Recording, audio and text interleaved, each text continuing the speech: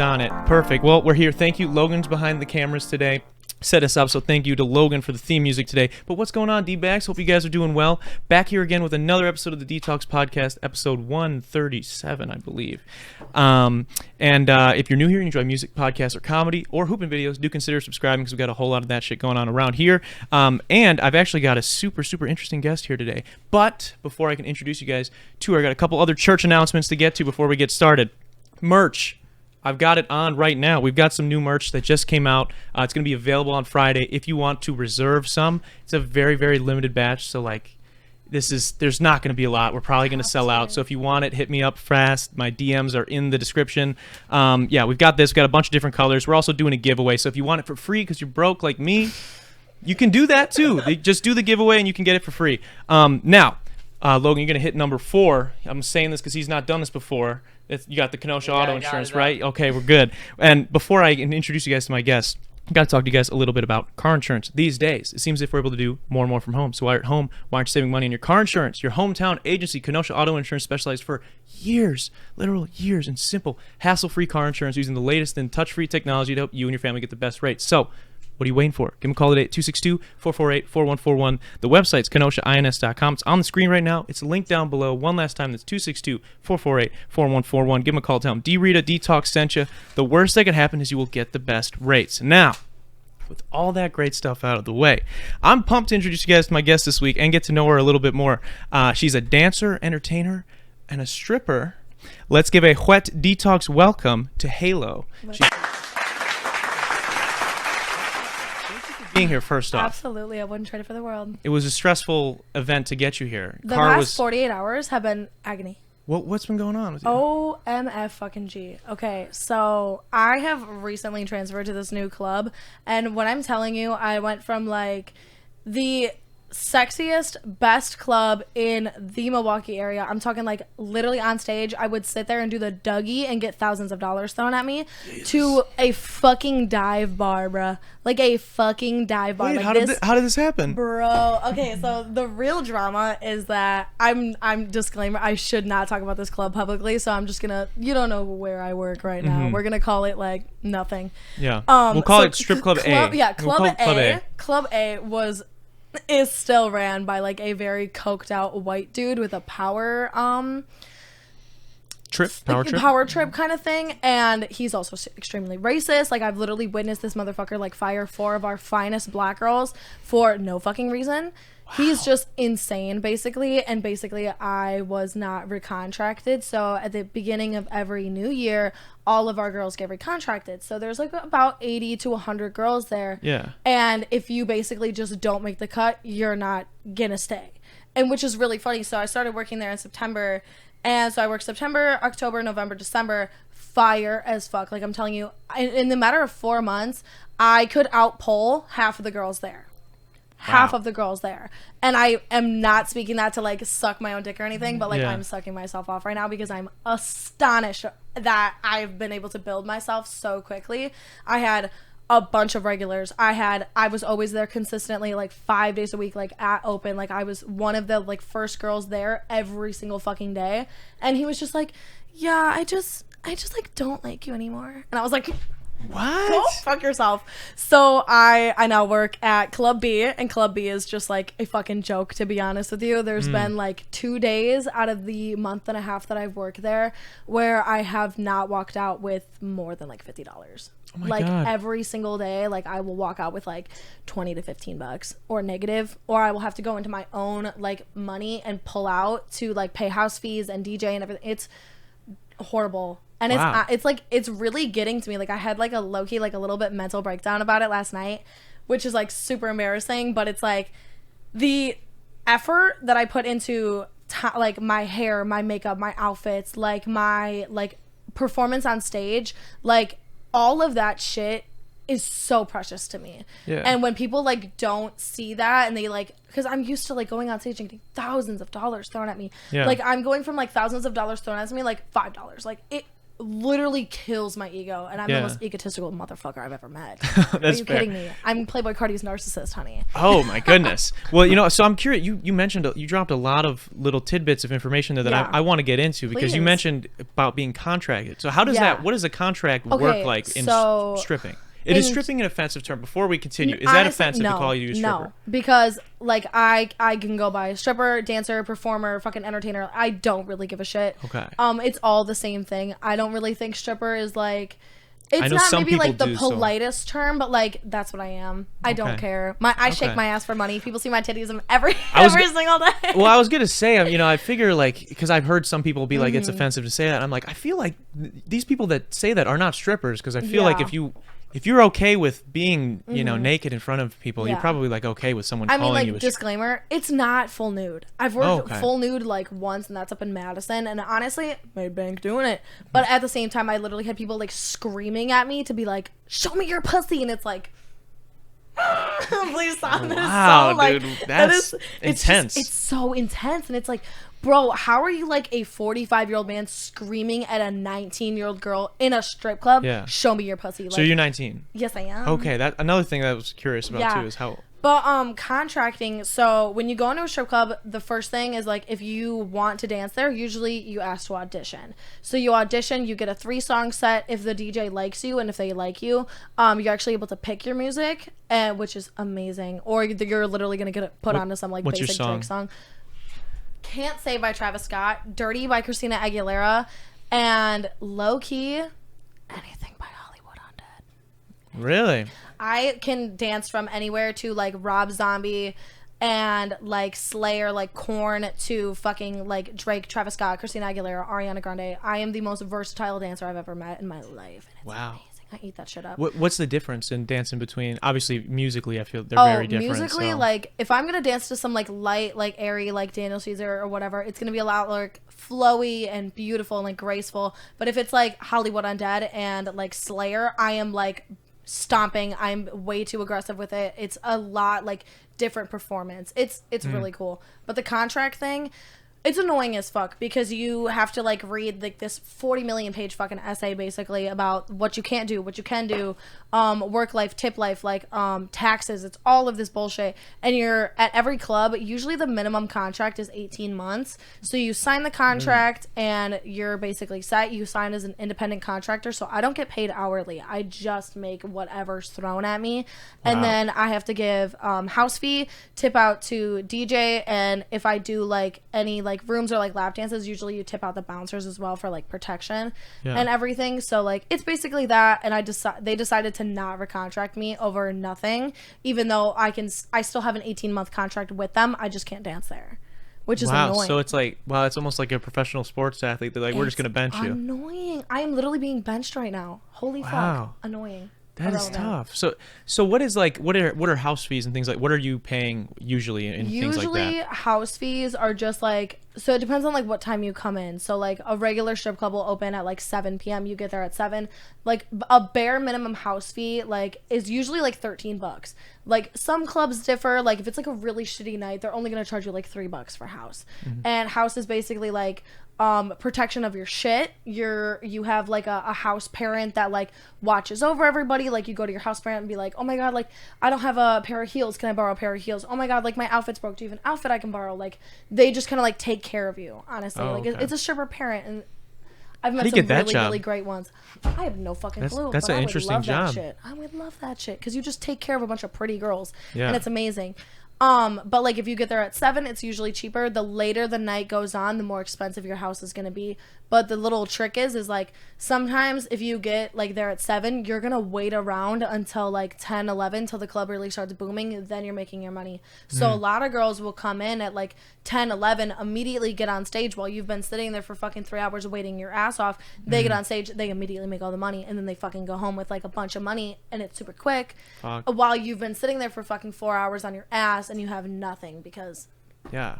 it's everything is a competition there. So you have to spend a lot. I was gonna ask about like the environment. Is it pretty competitive then with everybody else in a club? I've definitely seen like men compete. It's really, really honestly hysterical to see it because like Male strippers. no, I'm talking like Oh. customers, like Oh, male okay. customers. Like they will compete over like certain girls. Like say a girl is on stage and there's like 3 other guys there, and she's been talking to one dude who's really interested in her. She'll go on stage. These dudes will be throwing, you know, $5-10 or whatever. The guy that she's interested in, whatever he's interested in her, he'll go up there and throw $50. That's competition to the other dudes. Like, look, I'm paying more. She's mine. Don't fuck with her. Jesus Kind of a thing Christ. like that. It's insane. It's really fucking weird. It but is very weird energy. But yeah, it's really weird. what's the okay? We're gonna be all over the place today because I've got I'm so many okay. questions. I'm okay. So when you're like, what is the most that maybe one guy, since we're on that topic of guys competing, one guy has thrown to you in a night? My first Friday night ever stripping, mind you, I did not know how to even fucking use the pole. I made $3,000. Jesus. $3,000. Holy shit. Literally. And that was like, I literally was like wearing like a lace bralette that I've had for my like entire life. Like literally did not have a single like stripper outfit. I borrowed a pair of my friend's heels because I didn't have a pair. So, like, so your first yeah. night, you Yeah. made $3,000. My first Friday night. Oh, okay. First So I had Friday like night. I had Okay. like the week to like prepare and like kind of see what's up. Yeah. And like I kind of like I knew how to like dance at least like around the pole, like hit the Dougie or whatever. But like literally did not know shit. These baseball players from Alabama came in to Club A, and we were in a section together, and they were just throwing so much money, so much fucking money. It was absolutely insane.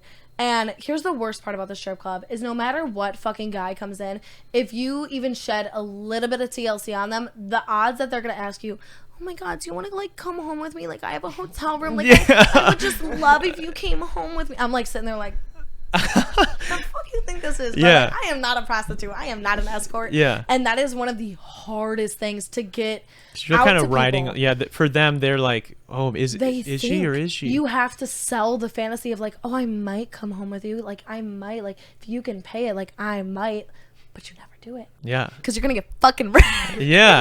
You're That's gonna fucking Bill Cosby. Yeah. And like that shit's scary. And I've met girls who do that shit. Mm. And that's how they make like their extra money. Like there are certain clubs like C, D, and F, they prostitute.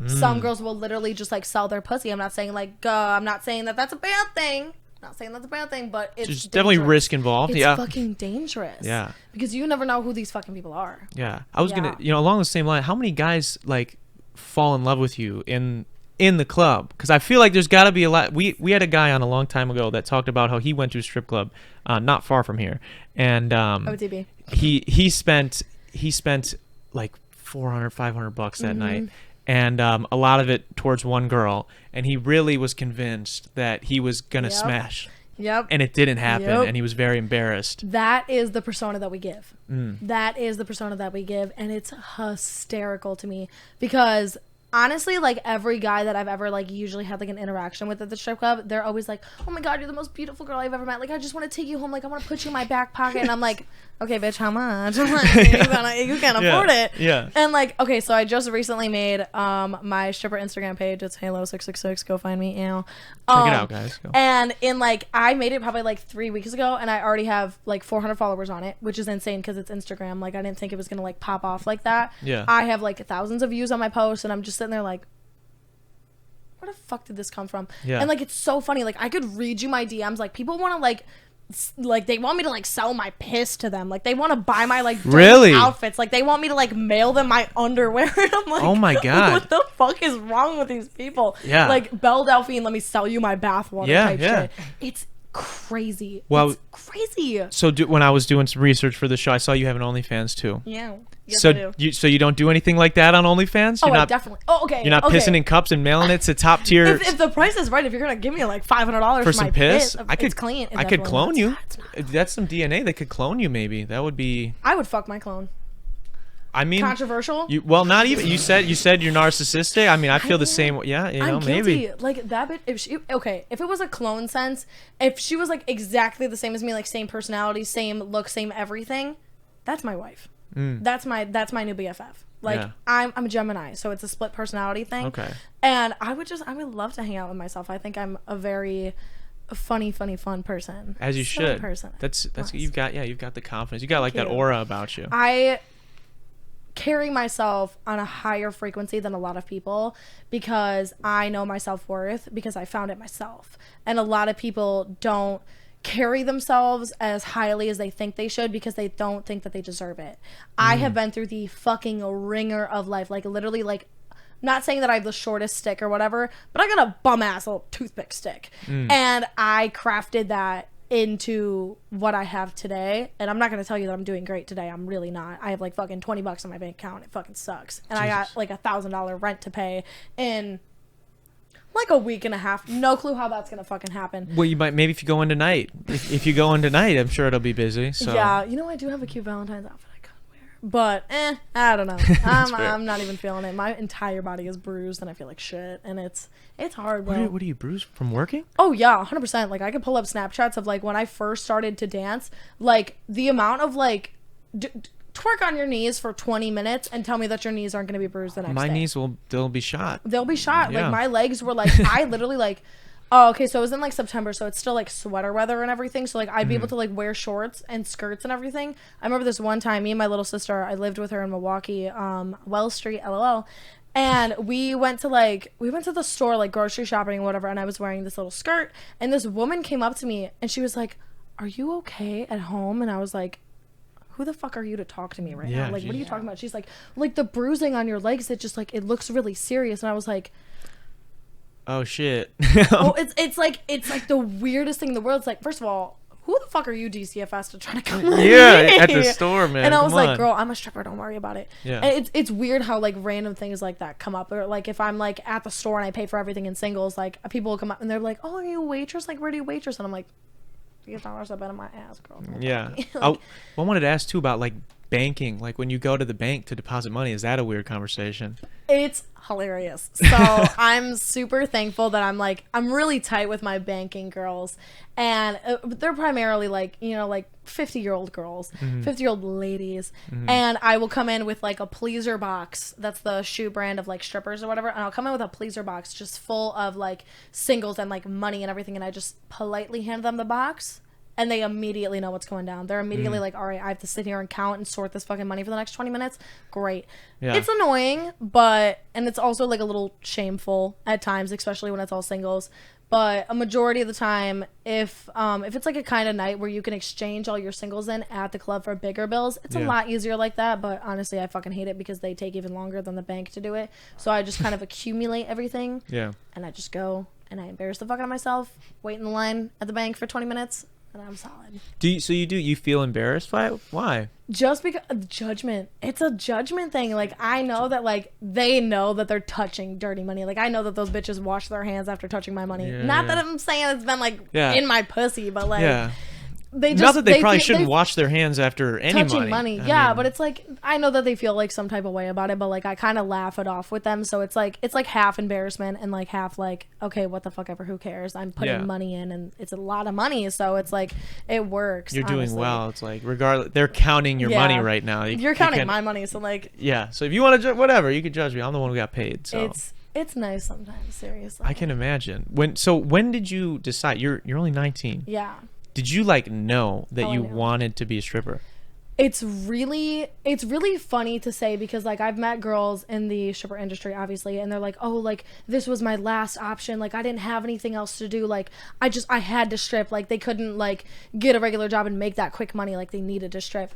But it's really funny for me because like I wanted to do this shit. Yeah. Like, I remember being, like, 14 years old, and I was living at my mom's house, and coincidentally, my mom was actually a stripper. She worked at Sugar Shack, plugging Sugar Shack. That's where our friend was. Good. Yes. Love to see it.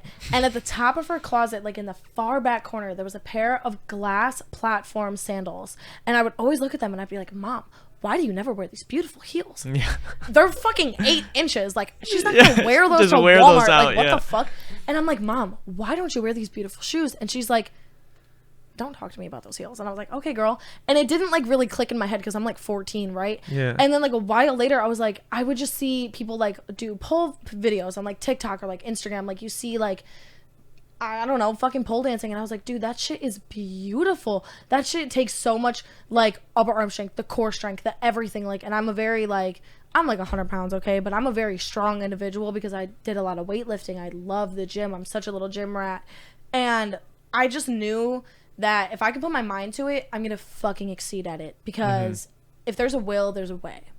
And everything. It was a dream to be of mine to like be in the camera, in the light, on the stage. I want everybody's attention. I want to be the center of attention. Again, egotistical, narcissistic. Yeah. Going into a club is a fucking ego boost. It is the biggest ego boost I've ever had in my life.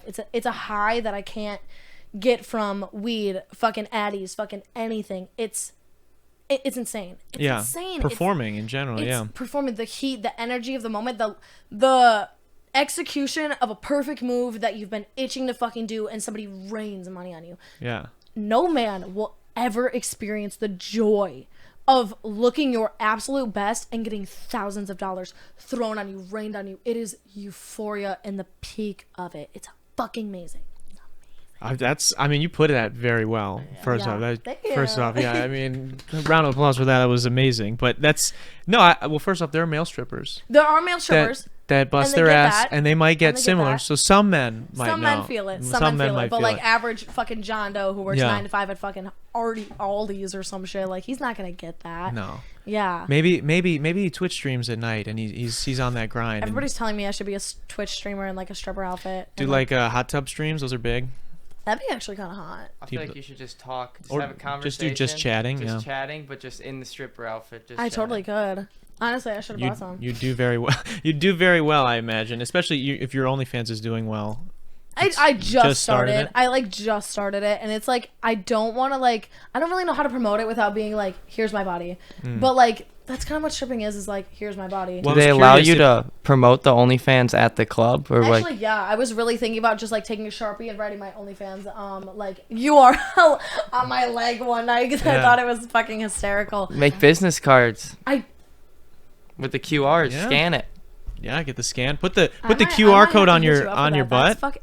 Stop. Get like a marker stamp. That is fucking genius. I might have to like invest in that, like on the bottom of my ass. Like, oh my god, that'd be pretty big. I never really thought about that. That's fucking hysterical. Well, I was curious if there was like any sort of conflict of interest, like if Club B or A would be upset with a girl having something like that. Okay. The only thing it's a little tricky. It's a little tricky because here's the little silly thing about the club is on that silly little contract, you are legally not allowed to give away any of your personal information. You're not allowed to give that shit. But to the few individuals that know how to loophole. So my club A and B, it's like the same company. It's the same company.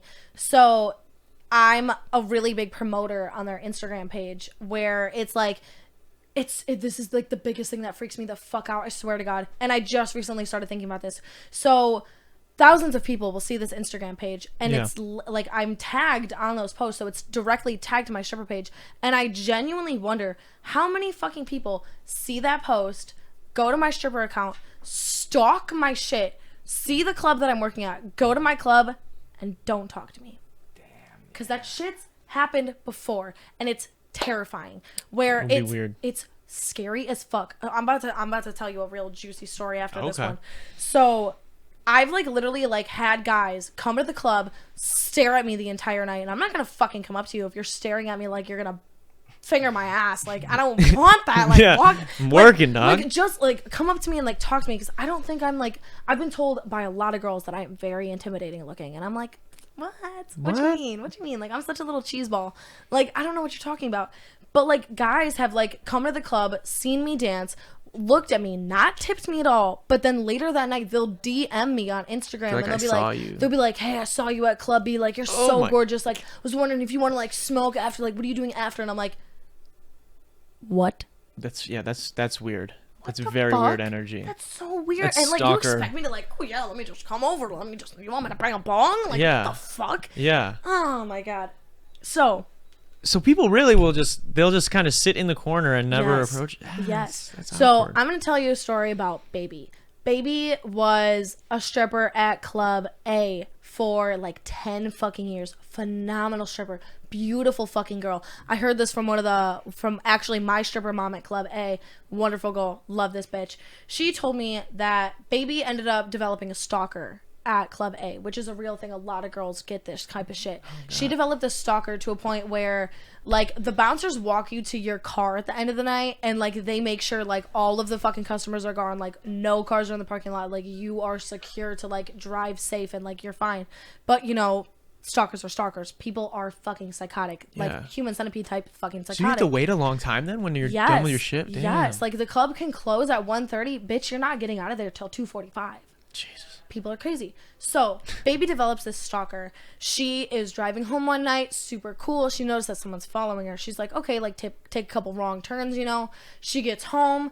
Literally, she's home for 15 minutes. This man breaks into her fucking house, shoots her in the head, and dismembers her fucking body. Saw style, cuts off her arms, cuts off her legs, mutilates and rapes her fucking decapitated body. Like, what the fuck? Holy shit, dude. What the fuck? This is like, I am putting myself at that type of risk every single day I walk into the club. That's why it is such a big thing on my mental health, because hearing that shit, how the fuck am I supposed to like walk into the club every single day? Oh my god, I'm so happy to be here. I'm so happy. Like, I could be the middle piece in the human centipede next week, and you will never fucking know. Yeah. You will never fucking know. Holy shit, too. This is happening in Milwaukee, too. That's like the birth. Literally, Milwaukee is fucking crazy. Club A, not even 2 weeks ago, that hoe got shot up and somebody OD'd in the same week at the fucking club. Jesus Christ. Insane level shit.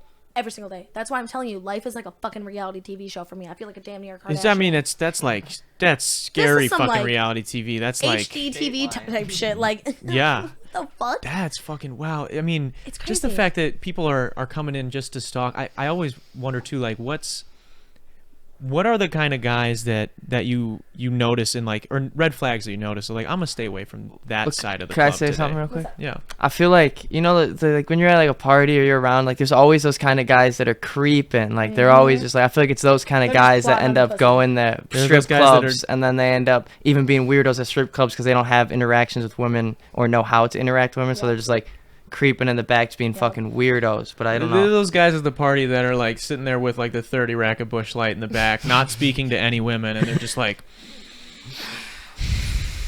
just taking those deep breaths, man. Like they're not even playing pong. They're not doing nothing. They're just sitting there like slamming beer, slamming liquor, drunk as fuck, no reason. So what do you see? Like, what is like maybe a common theme that you see in guys that you're like, I gotta stay away from those kind of guys? So here's my red flags with guys and my green flags. Red flags. I'm gonna sound like a complete bitch right now, and it's because I am. But I mean, you're also, I mean, you're really not if it's like your life is fucking on the line in a way, you know? So I feel like this goes for a lot of girls too. If the man is like, if he's honestly just like butt fuck ugly and he's creepy as fuck looking, I'm not gonna go to you. I don't give a fuck how much money you're tipping me. I don't give a fuck. If you're weird and you're giving me some type of energy, ain't no way am I finna spend 30 minutes with you in a VIP alone. Not happening. Honestly, if you're too fat, I'm not gonna go to you. Oh my goodness. If I can't, I am 5'2" and 105 Fat-phobic? pounds. Can't be fat-phobic. If a man is 400 fucking pounds, I'm not gonna. What am I gonna do? Twerk on his gut? Like, I'm not gonna be able to grind on you comfortably. Jesus. I'm not gonna be able to like. You're laughing, but it's the honest to God truth. I mean, I understand. How am I supposed to straddle you? Like, I can't like climb. I can't like hop on top and like be all cute and sexy. Like, I'm literally like gonna grind on your gut. Like, I'm gonna. Like, what the fuck? You want the Heimlich? Like, what? Imagine like you what? grinding on someone's gut because it's just that layer of fat. It's that's weird. Like, over do you want me to dick. lift it up? So, like, what the fuck? Like, Damn. it's weird. So we can't ugly guys and big guys. Ugly You guys can't go to the strip club. I guess. Old guys are questionable. Old guys are questionable because sometimes it's like an old guy and he's like in a business attire and he's like super chill and he's like he's just down for the vibes. And then you have other old guys who are like coked the fuck out and try to put a finger in your ass and you're just sitting there like, thanks, John. Like. What's like it's weird. Yeah, what's the correct etiquette with that? Aside from the shaming of these fat gentlemen that just want to have a good time with you. If I touch you, you can touch me. Okay.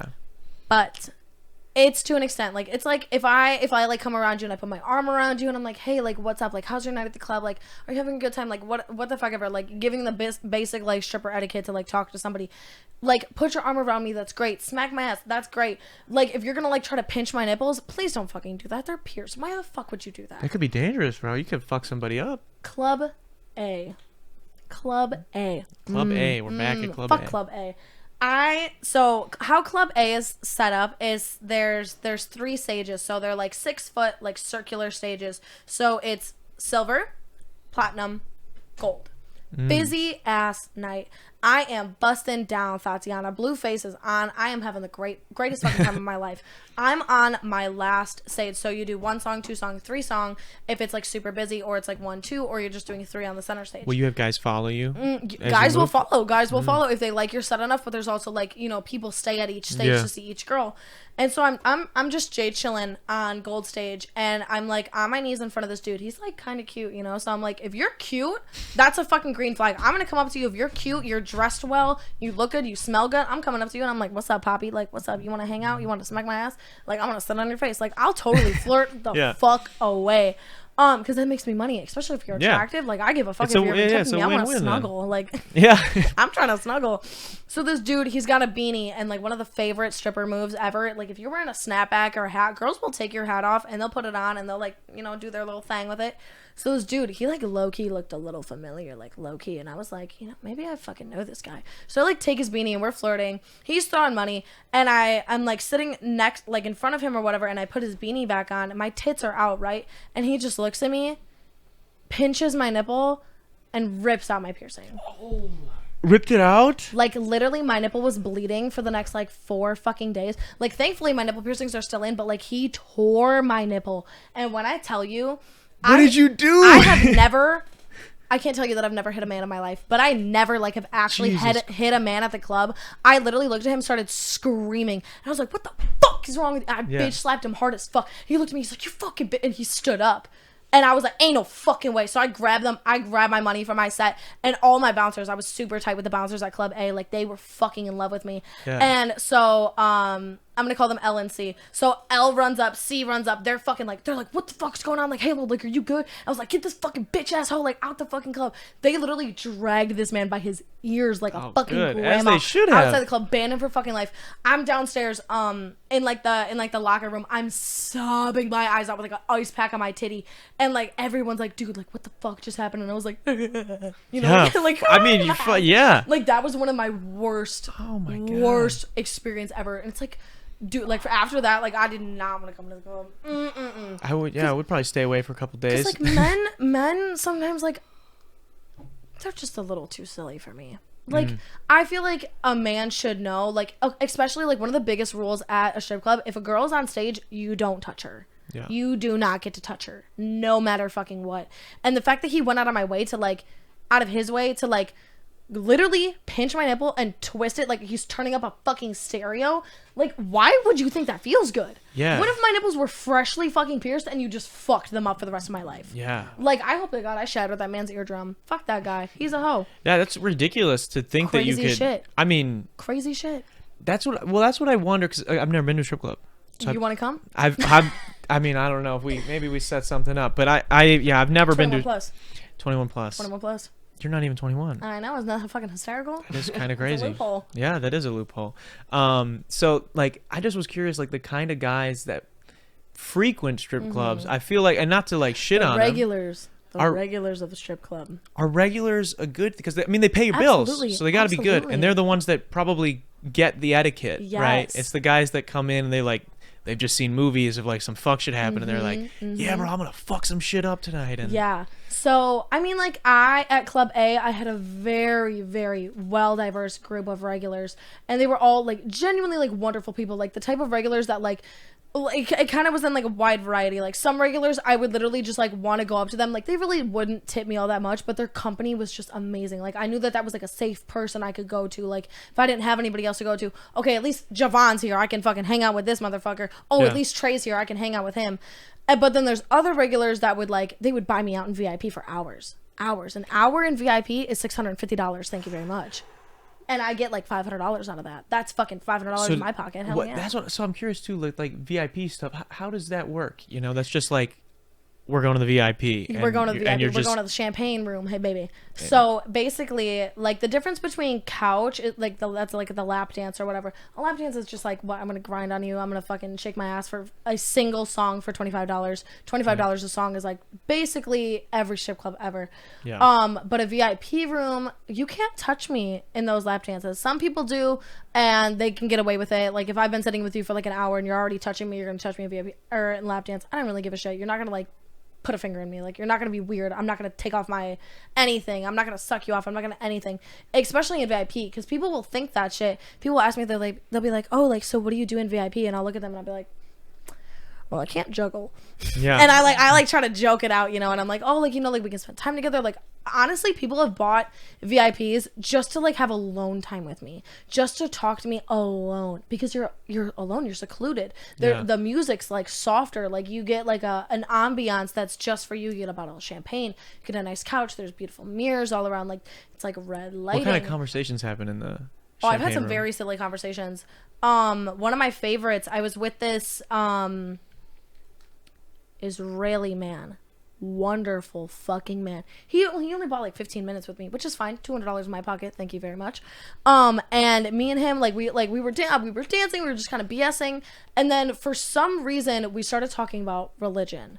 And I was like super down for this. Like, I love having like real people conversations in the strip club, when people like don't see me as like just a stripper. They're like, oh my God, this is a real person with like a real brain. Yeah.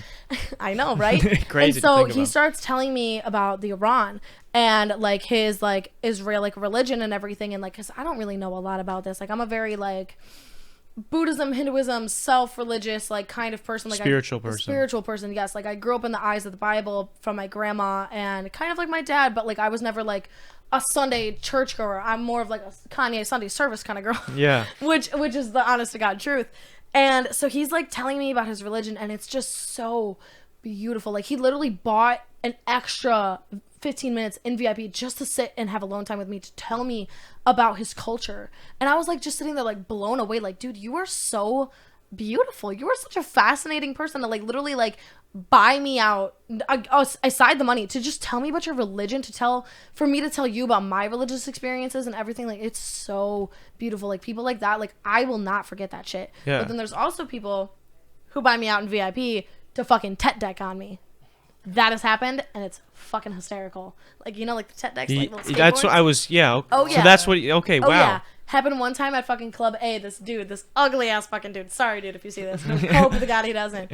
But him and his friend, he was like, yeah, like at the very end of the night, people are infamous for doing this. The club is about to close. They're gonna buy a 30-minute room. Fucking annoying as fuck, because I'm there for an extra 30 minutes. That's why I've been there for 5 hours, 6 hours, whatever. There's 2 dudes. Buy this room. So it's me and this girl. Her stripper name's Fawn. Fucking beautiful girl. If she sees this, I'm in love with you. She's so hot. She would like wear like the sexiest like lingerie sets, not like the stripper like designer shits, but like sexy like Victoria's Secret shit. Beautiful girl. And I had never done a room with her before, and like we were homies and everything. So we get in this room with these 2 dudes. They have like $80 in singles. They're throwing singles all over the room. And this dude, out of a pocket, he like reaches into his pocket. I'm like, oh, like what the fuck is he about to pull out? It's a fucking tet deck. He goes, I want to see your body arch. I bet you'd make a great ramp. Bro, for real? I bet you'd make a great How old ramp. was he? Like 20s, 30s? Probably like 20s, 30s, like maybe like 27 or something. And I'm like, like, I'm gonna do my thing. Like, I'm gonna bend over and arch, and he just goes, and I'm like, he make the noise too? Yes. Respect, dude. Fucking respect. You spent $390 plus an $80 tip to tet deck on me. God, man. Well, this is why men. This is why men exist. Men are stupid. And let me tell you that me and Fawn, we to this day still joke about that. I'll be like, remember that one time in VIP where we both got tet decked on? God. Me too. Why are men this way, man? Why? Come on, dude. I mean, good. I'm glad you made the money, and I respect that he at least went all in with the sound effects. He went for it completely. Hysterical. That's insane to me. Kickflip? Oh, absolutely. That motherfucker knew how to everything on this tet deck. I was like, dude, you're like a professional tet decker. Like, you're damn near Tony Hawk on this bitch. It was insane. It was hysterical. That probably got him. I should have tipped him. He gave me a show. I should have tipped him. Yeah, he was entertaining you. So you said though, which I thought was kind of interesting, your mom was a stripper. Yeah. Did you always know she was a stripper though? No. So my mom is actually it's a really sensitive topic, but I'm super down for it. Again, open book. Okay. You don't have to if you don't want to. No, it's totally okay, because honestly, like, I like to share not really like the nicest parts of my life with people, because I don't know who else is going through a similar thing. And I feel like people can always use my stories and my life experiences to benefit them.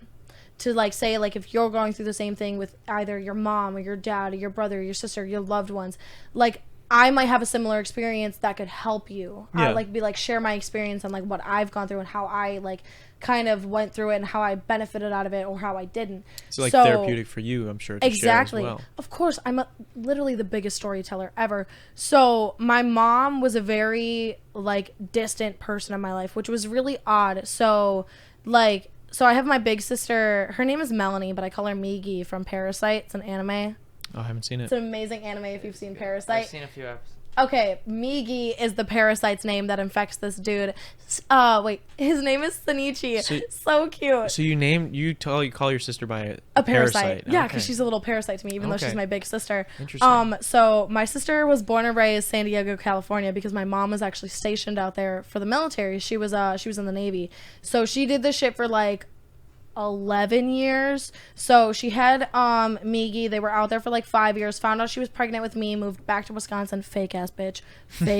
Did not have me in California. Swear to God, that's why I'm California. Like everybody thinks that I'm from California, and I'm like, probably because I was conceived out there. Yeah.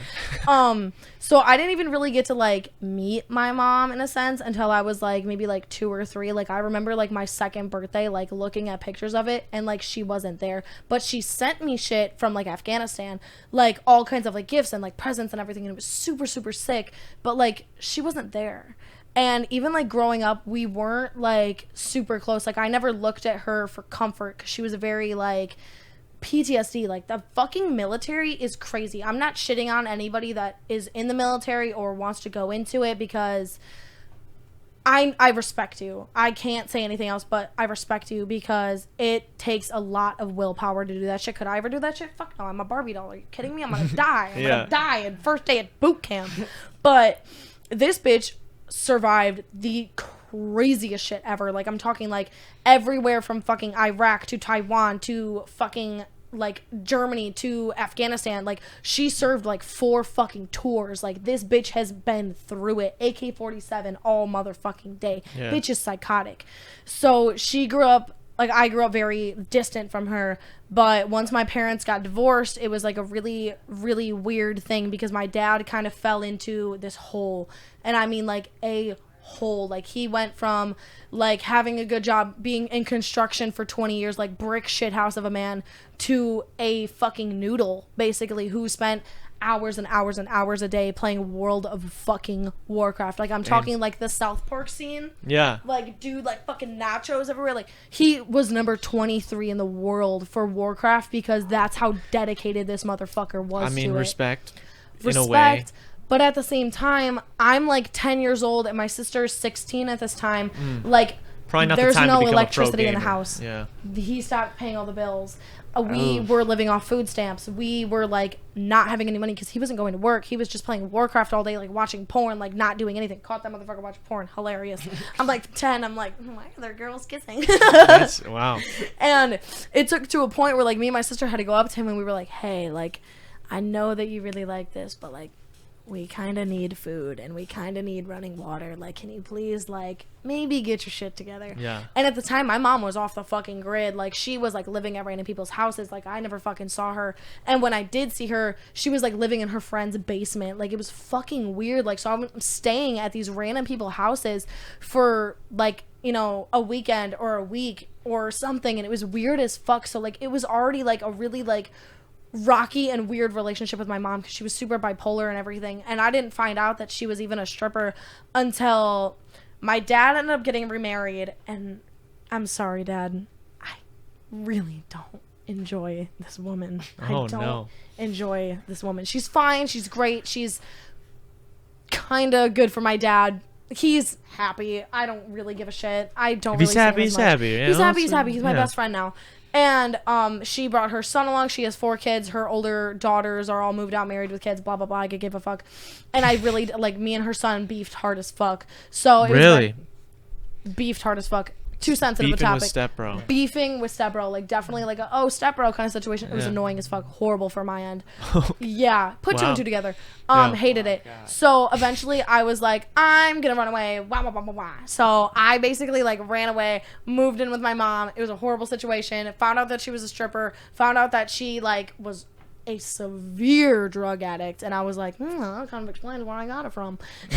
Like, I'm talking, like, this was probably like my 8th grade year, and this is such a fucking funny little story. I hate this shit so much, but a lot of people I've related to this, where this was like my first like little boyfriend, you know, like me and my first like little boyfriend in like 8th grade. Shout out Brian Swarthout. You were amazing. Name drop. He was a name dropped right there. He was amazing. I think he was like the last thing I've ever heard of him. Like, he was dealing, and I was like, go you, like, go little dealer Brian. Wow. And he was such a great boyfriend. And there was one night he came over to my mom's house, and my mom was having like some girly friends over. Like, we were all just like having like a little get together, and we were smoking like weed. I'm in 8th I was about grade. to say, wait, you were in 8th grade. I started smoking weed in 7th grade. Real shit. Horrible. Thank you. That's not good for you, Doug. That's not good for me. I still smoke weed. I'm like the biggest stoner I know. What are you gonna do? Kind of embarrassing. But so we're all smoking weed, and my mom's like, I think I'm gonna make some edibles. And I was like, what the fuck is that? My mom is a worldly cook. She's full fucking Italian. She knows how to cook. So she busts down like this best batch of brownies I've ever had in my life. Me and Brian are sitting there. We're like, oh fuck. Like, I got my PS2 or PS3 loaded up. Like, we're playing fucking Minecraft. This bitch comes into my room with a hot, steaming brownie edible with a fucking ice cream scoop on top, and I'm sitting there like, holy shit. In 8th grade, bro? In 8th grade, what the fuck are you? Next morning. Yeah, what are you doing, dude? My mom was a piece of you know what? Shout out her. Like, I have no clue where the fuck she is now. She's just trying to put you on, I guess. She's trying to put me on. She's like crazy. The reason I'm a stoner. So me and Brian, we're like scooping this shit up. Like, you could taste the weed. It was amazing. And we're sitting there like faded as fuck. And we eventually like end up going back in the living room. We're smoking a little more. Crazy, right? And eventually, my mom and all of her like girlfriends, there's like 2 girls or whatever, they go into my mom's bedroom and they close the door. And I'm like, suspicious. I think that's a little suspicious. So like 20 minutes go by, and I'm like, Brian, I'm kind of worried about my mom. Like, she's been in there for a while. Like, what do you think they're doing? And he's like, you know, because we're fucking 8th grade. Like, what the fuck are we to expect? 3 adult women. You're literally like either 12 or 13 years old at this time. Literally, bro. Literally. So I like knock on the door, and I open the door, and there's Coke lines on the fucking dresser. And my mom is just sitting there. She's like, fuck. And I'm like, and I close the door, and I look at Brian, and I'm like, I didn't know it was cocaine at the time. Yeah. I'm in 8th fucking grade. I don't know cocaine you had like exists, a feeling that it was something but bad. I had a feeling. I knew it was drugs. Yeah. I knew it was drugs. And I kind of just sat there, and I was like, Brian, I think you should leave. Yeah. I think you should leave. And he was like, are you sure? Like, what's going on? He's like super concerned and everything. Super great guy. Love this guy. He eventually leaves. My mom's friends leave, and we never speak about it again. Never speak about it again. Really? First encounter with drugs ever. Actually, funny stripper story about cocaine. Literally 2 days ago, I had this Asian dude snort coke off my ass. Wow. Never had that. How often does that not happen often? Never. But I get offered coke every single day. Never done coke in my life. Never will, because that shit's terrifying. Yeah. But like, a lot of fentanyl nowadays too. I know. A lot of fentanyl. You know, might be a little tasty treat. But like, this dude, like, literally, he was like, I just want to do coke off your ass. Your ass is so nice. And I was like, thank you so much. Totally let him do it. And it was fucking hysterical. Like, my girlfriends are sitting there like, Halo, you're fucking crazy. And I was like, thanks. This strip club memory, man. Like, some shit like that happens. And it's kind of crazy. That's insane. Crazy. I can't get over the fact that you're in 7th grade smoking weed for the first time either. Dude, that's I have pretty a insane. hell of a drug history, and I love talking about drugs to people, because so how I see it, me and my little sister, we were actually like, she told me that she was like, this is your premature podcast talk right now. Shout out my little sister. Love this bitch so much. She's my literal guardian angel. And we're sitting in the car and we're talking about drugs. First episode of Midnight Gospel. Oh, such a good show. Such a good show. Never seen it. I'm putting you on right now. Okay. And it's really, really good. And it's basically about this dude who has a space podcast, and he goes around to all of these different simulation worlds that he like has computer generated or whatever, and he goes to talk to these people about everything. And the first episode is he goes to this planet, and there's a zombie apocalypse happening, and he ends up actually running into the president of the United States. It's this little short dude, and he's really cute. And they talk about drugs for a majority of the episode. And one of the biggest things that I can agree on is that there's no such thing as good drugs and bad drugs. It's just how you use them. Obviously, heroin's kind of a bad drug, but I don't fucking know. People fucking do it and Professor live. Carl Hart, he has a whole book on it called Drug Use for Adults, and he's been using heroin every single day for like 20 years, and he's a professor at Columbia University. That's pretty insane. Yeah. I mean, well, Shit. what's about the heroin used person, for not the substance. in like in the medical It's field? an opioid, so it's for use for Yeah. pain relief and stuff like that. It's a pain relief. A lot of drugs Yeah. are to induce pain relief and comfort, which is terrible, but it's the truth. Well, that's why they're so addictive. It's too. super fucked up, but so my chef life, not gonna name drop, one of my very close friends, she actually willingly did heroin twice, survived off that shit. She said it was one of the best highs that she's ever had in her fucking life. Guaranteed, anybody that has ever done heroin, they will tell you that is the most euphoric drug in the entire world. I've never done heroin, disclaimer. Probably don't do heroin. Probably either, don't guys. do heroin. Probably don't do it. heroin. Don't do it. Don't do Recommend. crack. We just don't gotta do meth. just gotta put that there. Don't do silly drugs that you know you're gonna die from. Yeah. If it's, Come on. you know, smoke your weed. Maybe pop an Addy. Don't pop a perk. If, Never. Don't pop a bar. you know, if you got if you got issues with, if there's something going on in here, it's still gonna be there when you get off of it. Exactly. So deal with those things. That's Drugs what are I would temporary. say. They're Yeah. temporary relief. But at the same time, like, you can look at like Zoloft and Adderall and like whatever the fuck, and those are drugs to help people. Yeah. Those are They're good supposed to be, drugs. But they're also bad drugs sometimes because you can abuse them. Yeah. And Use them, get addicted to them. I've lead to been more drugs. on my fair share of abusing drugs. Of course, guilty. Are you kidding me? I'm a stripper. I'm surrounded by drugs every single fucking day. I actually recently just But did. you don't do coke though. I don't do coke, but I just did ecstasy for the first time not too long ago. Oh my That God. shit was insane. Have you ever done ecstasy? Have you ever done Yes, ecstasy? I've had No. quite a bit of run-ins with Molly. It's not good. This is not good. It's Listen, not I good actually from you. snorted Molly for the first time. That was horrible. That was horrible because you're not supposed to snort Molly. I know. Silly girl. Jesus, You're not supposed to do crazy it. And I had these long acrylics on. Me and my roommate love this bitch. We were on like an Adderall fiend, so we like needed the fuck. What's out of that something conversation like? That both you're just like, dude, and then your friend's like, dude, yeah. Yeah, so like it kind of got to a thing where we're like, we're just so fucking busy. We needed something to keep us the fuck up, and she Just go to sleep. No, Go to sleep. Nope. Drink some water. Nope. Eat some food. Nope. Don't pop a pill. What are you Fucking doing? Vodka. So it's funny because me and my little roommate, her name is Cherish, I love her to death. She's more of like the drinky side and I'm more of like the stony side, but I can also drink and she can also smoke, so it's kind of funny. You guys get crossed together. We do get crossed together. We've been known to throw some killer parties. If you ever want to have a party, my apartment is the party apartment. There's a pole. There's a fuck ton of space. Come party with me. Not you guys. These guys. Okay. Please. But like we just kind of got into a mood where we were like, I was talking to her and I was like, dude, I used to be a fucking Adderall fiend. Like I'm talking like in high school, from like my middle freshman year to about like junior year. I'm talking I went from like 50 milligrams of Adderall today to 500 milligrams of Adderall a day. I'm talking like wake up Addy. Like it was insane type shit. For what reason? I needed to feel like a machine. I felt like a fucking machine. I was getting so much shit done.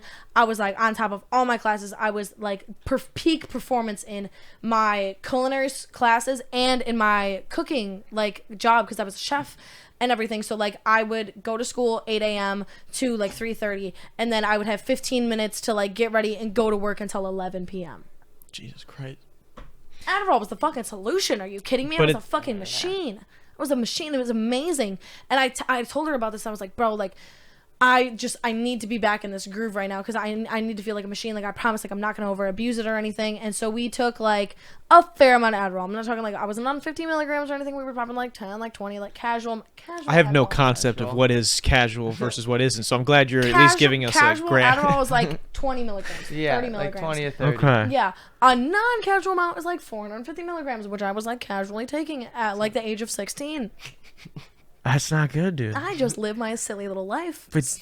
But why? What drove you? Because I feel like what you're describing is like you had an unhealthy lifestyle where Yeah. you were demanding so much of yourself. course. So then you had to do that. But then you can't stop because you still have this lifestyle that you have to keep up with. Exactly. So if I you just- figure out how to keep up with it and it's that drug, then you have to stay with that. I needed to be the train from GTA. that never stops. It doesn't stop. It no doesn't matter what. fucking stop. You can't stop You it. can't put a single thing in front of it that's gonna stop. And I needed to be that because low key, like my dad, like really heavily influenced that lifestyle on me of like go, go, go, go, never fucking stop. You're never gonna get a break. If you want to fucking succeed, if you want to have everything that you want, you are not gonna fucking stop. You were gonna fight every single fucking day to do it. Was that how he was before he kind of? He grew up like that. Okay. He raised me very eye for an eye. Somebody steps on you with shoes, you're stepping back on them with cleats, which sucks. Which sucks. Not always the best way to handle a situation. Not always the best way to handle a situation, but it's how a lot of my situations were handled. And I kind of grew out of that mindset of like, okay, I don't want to be eye for an eye anymore. Like I want to be very like optimistic and like okay with people. Like people are gonna fall, and I have to sometimes give second chances. But I've also learned, especially in strip life and life that I live now in Milwaukee, I can't give people second chances. Yeah. It's not. You gotta worth have boundaries. You Adderall, gotta have though, I'm respect. giving her a second chance. I'm giving her a second chance. We're popping a lot of Adderall.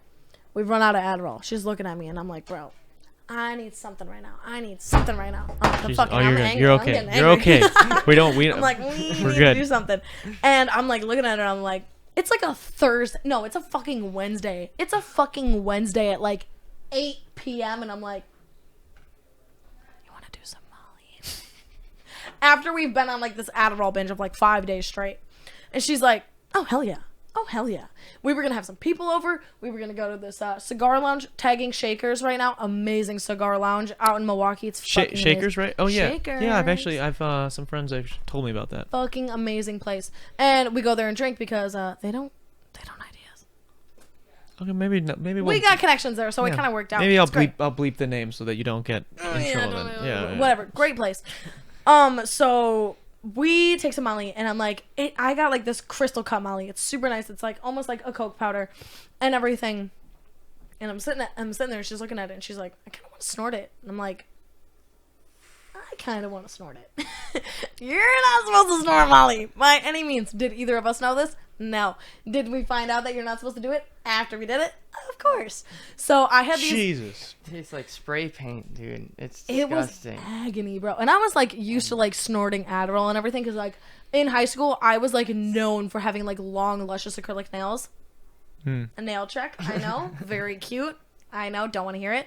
And I had these nails on, and I literally just like scooped them up back in the fucking brain. And it was probably like a solid like 2 points of Molly that I just took to the fucking dome. So so you were big on this shit, and then you stopped. And then I stopped for like a long ass time. Like I stopped doing Adderall in junior year because I was on like 550 milligrams and I almost OD'd. So you stopped for like 2 years then. Stopped for like 2 years because I almost OD'd. Crazy. Why come back? Because I'm silly. Don't be silly. We're Well, here to tell you don't need to be silly. You're killing it. You're It's working strip hard. club life. I'm surrounded by fucking drugs. It's so easy to like. I hate using the word relapse, but it's so easy to relapse and get back into that Gotta shit. change your environment, dude. But here's the thing. Cleaner strip club. It's kind of tough to still stay at a strip You club. are never gonna find a clean strip I club. feel like gonna the more say. high end you get with strip clubs, probably the more cocaine you'll find The too. more coke, Yeah, that's the fair. more fat, the more perks, the more Molly, the more everything you were gonna see. There's never gonna be a clean strip club that is like, it's just not real. It's not. So we do this Molly, and she's like, you know what? I'm not really feeling it. And I was like, you know what? I'm not really feeling it. So we baby bottle pop it. You just probably like 5 more times. So we're on a lot of Molly, and we end up having like people start coming over and everything. So we got like our homies over and everything, and like for some reason the tension in the room is just awkward as fuck. And I'm like looking at her, and I'm like, bro, is it just because we're really fucked up right now? And I go to my room and everything, and I'm like in my closet because I'm finna change. I'm gonna look cute when we go to Shakers and everything because I was like in PJs and everything. And she looks at me, and she closes my closet door, and she looks at me, and she's like, just shaking. Weaking, Big so eyes weaking. bulging and just Big eye, like, and I'm sitting there, and I'm like, does this kind of feel like acid? And she's like, it feels like I'm tripping fucking balls right now. Like, this doesn't feel like a regular Molly roll because I've done it. So it probably had sassafras. A lot of times people mix sassafras and batches of MDMA because it can ease the come up and come down because sassafras is it's 2CB, which is a psychedelic. So it kind of makes it a little more trippy, which can help ease the come down. But that's why a lot of times you'll trip out on MDMA. What is going on this fucking show today? Dude, we're selling some crazy shit. I told you it was going to be crazy. I'm being educated, I guess. This is So, but the weird thing is I've done done that Molly before. Like I've had that same like I ordered like a gram of Molly, and it was from a fire plug, like a well trusted plug. Like I knew that it wasn't gonna be like some fuck shit. I even tested that. Oh no, shit. Like, sassafras isn't a bad cut. A lot of people like to do it because it makes it like better and more like. But it never felt like a trip before. Like it never felt like an acid trip until I like snorted it and like took a fuck ton of amount of it, and we're just sitting there like almost like tripping fucking balls, bro. It was kind of, gotta be honest with you, it was kind of good at some points, but it was also kind of horrible at some points. And literally after that trip, like the next morning, I woke up at 5 a.m. Explicit, so sorry, I was shitting and barfing my brains out, like literally like toxing. Like I was literally like dying on the bathroom floor. Like I was convinced I was gonna go full Elvis mode, die on the toilet. Like it was so fucked up. And like the entirety of that day, that Thursday, I was convinced I was gonna die. Convinced I was gonna fucking die. Because I drank on Molly. You're not supposed to drink on Molly. I was overly smoking on Molly. You're really not supposed to do that. And I was like drug cocktailing that day. I never do that shit ever. But I was just feeling some type of way. So now you don't do it anymore. Now I don't do it anymore. And like for like the rest of like that week, like up until like just recently, I like went cold turkey on everything. It's been like 1,000,001 years since I've taken a fucking tolerance break. Like I don't believe in tolerance breaks on weed. Like that shit doesn't, I give a fuck. If I wanted to get higher, I'm just gonna smoke more. But like I don't know, bruh. I couldn't hit nicotine. I couldn't smoke weed. I couldn't drink. I couldn't anything. And I'm like just now getting back into like being okay to like hit a vape again. Like I haven't bought one, but I'm like fiending for it. Gotta be guilty. I'm fiending for it. But like it was fucking crazy how like drugs can affect you like that. It's Do like, you I feel better after you get through the? I mean, obviously you're saying you're still fiending for like nicotine or whatever, but after you kind of get all that shit out of you for a while, do you feel better? I don't feel real.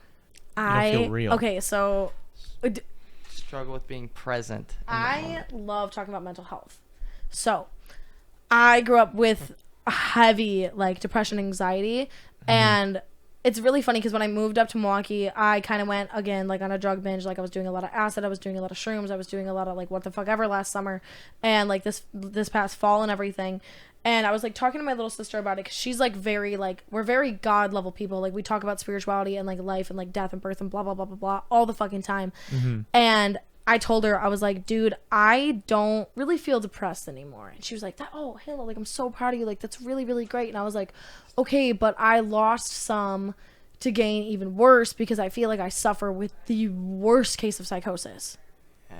Do you know what psychosis is? Semi-familiar. Why don't you explain what? Psychosis is like a feeling of detached reality. Oh, okay, yes. Detached reality where you've been influenced by so many things, like drugs included, and just honest to God, like information about like dimensional planes where like shit just doesn't feel real. It's like I a feel depersonalization. It's a depersonalization of like loss almost. Yeah. Where you like completely like your soul, mind, and body are completely detached. It's like a hamburger that's like completely detached. Like I'm not a sandwich anymore. I'm like the elements of the sandwich that's completely detached. It's fucking weird. It's hard as fuck to like not feel real. Yeah. I don't feel real.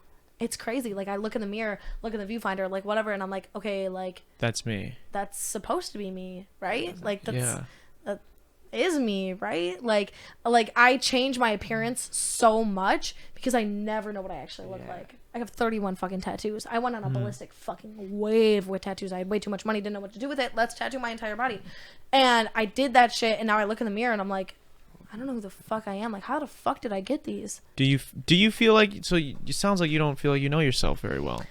I know myself better than anyone, of course, but at the same time, I feel like I've lost a side of myself that I wish I could obtain. I wish I could have. What do you think you lost? I lost like my innocence, my honest to God innocence. And like, of course, like everybody loses their innocence and like their stripping will get rid of some innocence as well. You know, that'll happen. But like, I feel like I lost like the cringe right here. I feel like I lost the side of myself that was really loving, the soft side of myself, the softer, like cute, like plush side of Halo that like that Blake had. Yeah. That Blake had.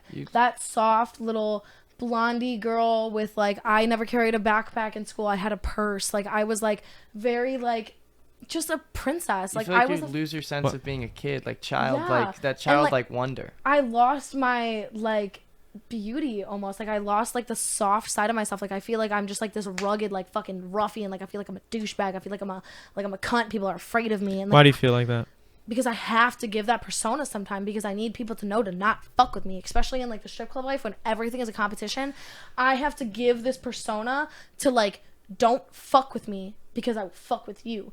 Like, when I walked into Club B for the first time, I knew it was not as good as Club A. And when I walked in there, I had the mindset of, I'm not going to talk to any of these fucking bitches here. Fuck everybody that's in this club. Fuck, I'm going to make only good connections with the managers and the bouncers and the DJ. Like, the men, the working men in that strip club, I'm going to get good with them because then they can support me and they can help me. Fuck every single girl that's in this club. And when I walked up on that stage for the first time, I ate that shit up. I didn't talk to a single fucking girl my first night. And every single girl, every single bouncer, even the fucking DJ came up to me and they were like, you are the best dancer we have at this club. You are the best dancer. You have the best body. You have the best face. You have the best everything. I'm not saying that to like suck my own dick, but I'm gagging right now. I'm gagging right now. So do you feel loneliness in that? It seems like having this extreme you're in this extremely competitive environment and in this somewhat not safe environment. It's not. And I have this expectation and you have for to myself. build yourself up to be this, I'm stronger than all this, I can face this head on, I don't need anybody's help. I'm this Exactly. badass chick. I had to And- feel like God going to this strip club. Like, I had to feel like I was better than everybody else because I didn't know who the fuck was competition. Yeah. I didn't know who the fuck could have had my back. But like, at the same time, like, I kind of got over that in like the first couple weeks and everything, because like girls would come up to me and they were like, holy fuck, like, I don't know who you are, but like I see you all the time, like over Silk's Instagram, like I know that you're like a really big promoter and like you're just such a beautiful dancer and your body is insane, like how do you do this, like how do you keep up with this? And I was like, just get better. Like, just get better. Like, I would tell girls to their face, like, just get better. Like, do better. If you want to look like me, if you want to be like me, fucking do it. It takes a lot of fucking work. It takes a lot of money to look this good. It takes a lot of time to look this good. It takes a lot of willpower to look like this good. I'm not telling you that I look like a fucking Kardashian right now. I'm kind of cute. Do you feel, so it sounds to me, I mean, first off, it sounds like you're very good at what you do. It I sounds hold like you myself take it very highly. seriously and that, yeah, you're trying to be the best that you can Absolutely. be. I have to. And the best amongst the crowd that you're working with, right? Do you feel almost a resentment to this persona that you have to, because it seems like you say you miss this other side of you, and maybe now you've replaced that with this maybe cold, hardened Hearted bitch. person. Do you, I hate it. why do you don't have to, I can't soften. I can't soften around these people. I can't. maybe not around soften- them, but there are outlets that I'm sure you can. Of course, there are outlets and like my close friend group, like my intermediates. Like, I can be soft and like vulnerable and like my real self around them. But it's like those like that 5% out of the 100% of the time, I get to be that, and I'm terrified to be vulnerable with people because they're just going to step on me. Like, I've literally been known to just be a fucking doormat because people take my niceness and my generosity and my kindness and I give an inch and they take a mile. Yeah. And I hate that shit. That's why I have to be like this stone cold Steve Austin fucking asshole fucking bitch all the time. Because I need to have people know like What time it is? They gotta what time it is, treat like, you with who respect. the fuck I am. yeah. Like, I need them to respect me. I need you to look at me in the standard that I look at myself. And if you don't, I don't fucking like you. Which Yeah. sounds horrible. I sound like a cunt. Well, boundaries are good, and respecting yourself is one thing. Taking it to, if a girl just looks up to you because you're like, you're the best stripper here, and you're just like, fuck you, get better, you suck. Maybe you can be like, you know what? Maybe I get my hair done at this place. You could. I mean, like, There's there a are bridge- some- you there can are certain bridge girls it. I definitely like put on, and Yeah. like I definitely like take certain girls that I think, this is gonna sound horrible, I take certain girls that I think are good enough under my wing, which That's is horrible. good. I don't think that's horrible. It's kind of horrible because there are some girls that look at you and I'm like, here's I love explaining this about Club B. So there's like this refined tiny group of girls that like they look good, they know the pole, they know how to hustle, they know how to talk, and those are the girls that I like had to literally pinpoint pick out. They're the And those are my prodigies. cluster. Those are like, it's like my posse and everything. Like, I got my group of girls Yeah. that like knows, and I hate to say it, but like, I want a girl that isn't gonna look good next to me. I don't want a man that isn't gonna look good next to me. I am materialistic like that, which sucks, but like whatever the fuck. I'm egotistical like that.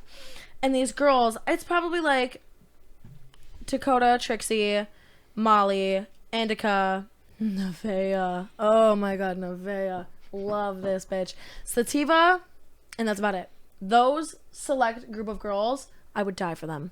Die for them. They know me as a person. Out, like, besides the fact that I'm a stripper, like, I give them like real personality, because these girls know how to hustle. They know how to work their shit. They are beautiful. I actually know Molly like outside the club. Like, these are like real friends of mine now, and it's really great. And it's like, that's the kind of thing you have to look for in the strip club, like having a good backbone of girls that you can trust, because a lot of those bitches you can't trust. Bitches will take your money, bitches will take your makeup, bitches will take your shit. They will fucking destroy your heels. Like, I've literally strip club girl fights. Oh, hot. Is it like fighting? Is it fighting over money mostly? I imagine fighting over money, fighting over customers, fighting over stage time, fighting over this bitch did my song. Oh, when I tell you that this bitch did my song, it's honestly not the girl's fault, it's the DJ's fault. But like, I still get a little irritated. You got to take it out on somebody, so you just take it out on. A girl goes on stage, she's performing to "Sex with Me" by Rihanna. Oh, I am pissed off. That is one of my favorite songs. I forgot to mention that, but that's fan favorite song. Love that song. Look it up. It's great. No, the songs. But yeah, it's hard to have the cluster of girls that you really enjoy, that you can trust. But I'm sure once you get that, then you get, maybe you feel a little less that isolation of that coldness of that. Oh, yeah. I'm here to just fuck shit up. Girls that can be a little soft. You can be friends with them. Yeah. And it's really nice. And I want to bring out that softer side of myself, but every single time I do, it ends up like backfiring, where like I just feel like a fucking doormat again, and then I just get used and I get hurt, and it's like, fuck, now I have to build up the walls again. And it's this same little fucking shit cycle that I feel like we all have to go through, where we have to put up them fucking walls, and you let somebody in and they destroy your home. Yeah. They destroy you from the inside out. It fucking sucks. It's not good. Yeah, no, I know that all too well. But I think too, that's not, and I've been trying to figure this out myself, but I don't think that's your shortcoming then. That's them. No. If someone is stabbing you in the back because you let them in, that's not on you for letting them in. It's not my fault, but I also have like now this like, but now this, you're like, trying trust to, issue. Yeah, and you're trying to be protective of yourself. I get it. You don't want to get hurt again. I'm switching gears. Please switch gears. Actually, kind of pivoting, I guess, slightly. I love a pivot. Is it difficult to date as a stripper? So here's the thing with men and me being a stripper, and even like not really like women, like, okay, listen, like gay, like I love women, I've dated multiple women, I've loved multiple women, and women in the sense of like they don't really care, but men tend to be a little silly with it. So character A that I am currently kind of involved with, kind of currently not involved with, he knew me from the strip club, correct? Yeah, I just explained that off cam. And he kind of loved the fact that I was a stripper. He loved the fact that I felt so glorious with it. I was making such good money. I felt beautiful all the time. I was very like high maintenance on how I looked. I was very like I'm talking like high maintenance on how I looked. So I never not looked bad. And like that's always a bonus. You want to have a hot girl next to you. Like fuck yeah. Like who doesn't want to have a hot bitch? And it like never really affected us besides like scheduling. Like he is a tattoo artist, so he would work like 10 in the morning to like 5 p.m. Okay, by 5 p.m. I'm already getting ready and I'm ready to run out the door, and so I'm working like 6, 7 to like 3 in the morning. So I can't really go over to his place at 3 in the morning because he has to wake up super early. So yeah, it was a scheduling thing. But then you have other guys where like me and him kind of like took like a hiatus, you could say, and I was like had my bachelor list. I'm a whore. Super guilty. I don't give a fuck. I'm open about like I like multiple people. I have a big heart. I can find multiple people attractive. I will see one person, okay, you're gonna give me this, another person's gonna give me this. I'm not fucking multiple people at a time. You never know. But I would have like interests. And some people would just be like, oh, you're just like the stripper. Okay, so you're super easy. Like you just want to fuck. And I'm like, no. I'm actually it's really hard for me to have sex with people. It's really hard. Why? Because I'm over sexualized constantly. constantly, every single fucking day. Like people It's will your come up job to me. too, a little bit. Yeah, It's my job to be over sexualized. I get sexually assaulted for free. Honestly, it fucking sucks. But that's fucked up though. That's like we were fucked talking up. earlier. If you touch them, then whatever. But they shouldn't be sticking a finger in anything. Exactly. And it's like, it's really hard for me sometimes to like be intimate with somebody because it's like, I don't know if you're gonna break my boundaries. I don't know. Like I can explain to you all I fucking want about my boundaries, but it's like, are you gonna listen? Are your ears open?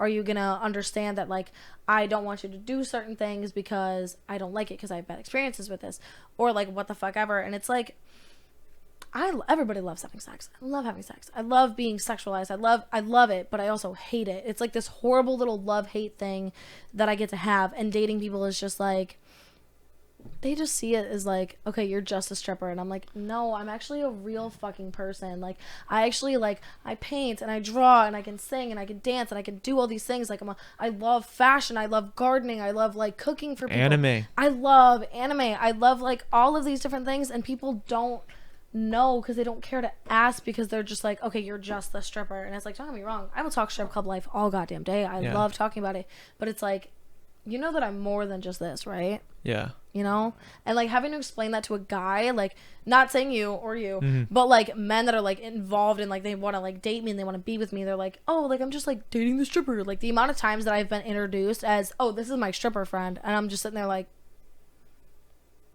I'm still just a friend. Yeah, I'm we're actually, friends too. But I mean, I'm more than just that. Like I can do other things, but that's wow. So that's gotta be a little frustrating. It's a little annoying. Are a lot of frustrating. Do guys get like weirdly possessive where they're like, I kind of don't want you to strip anymore? Has anyone ever?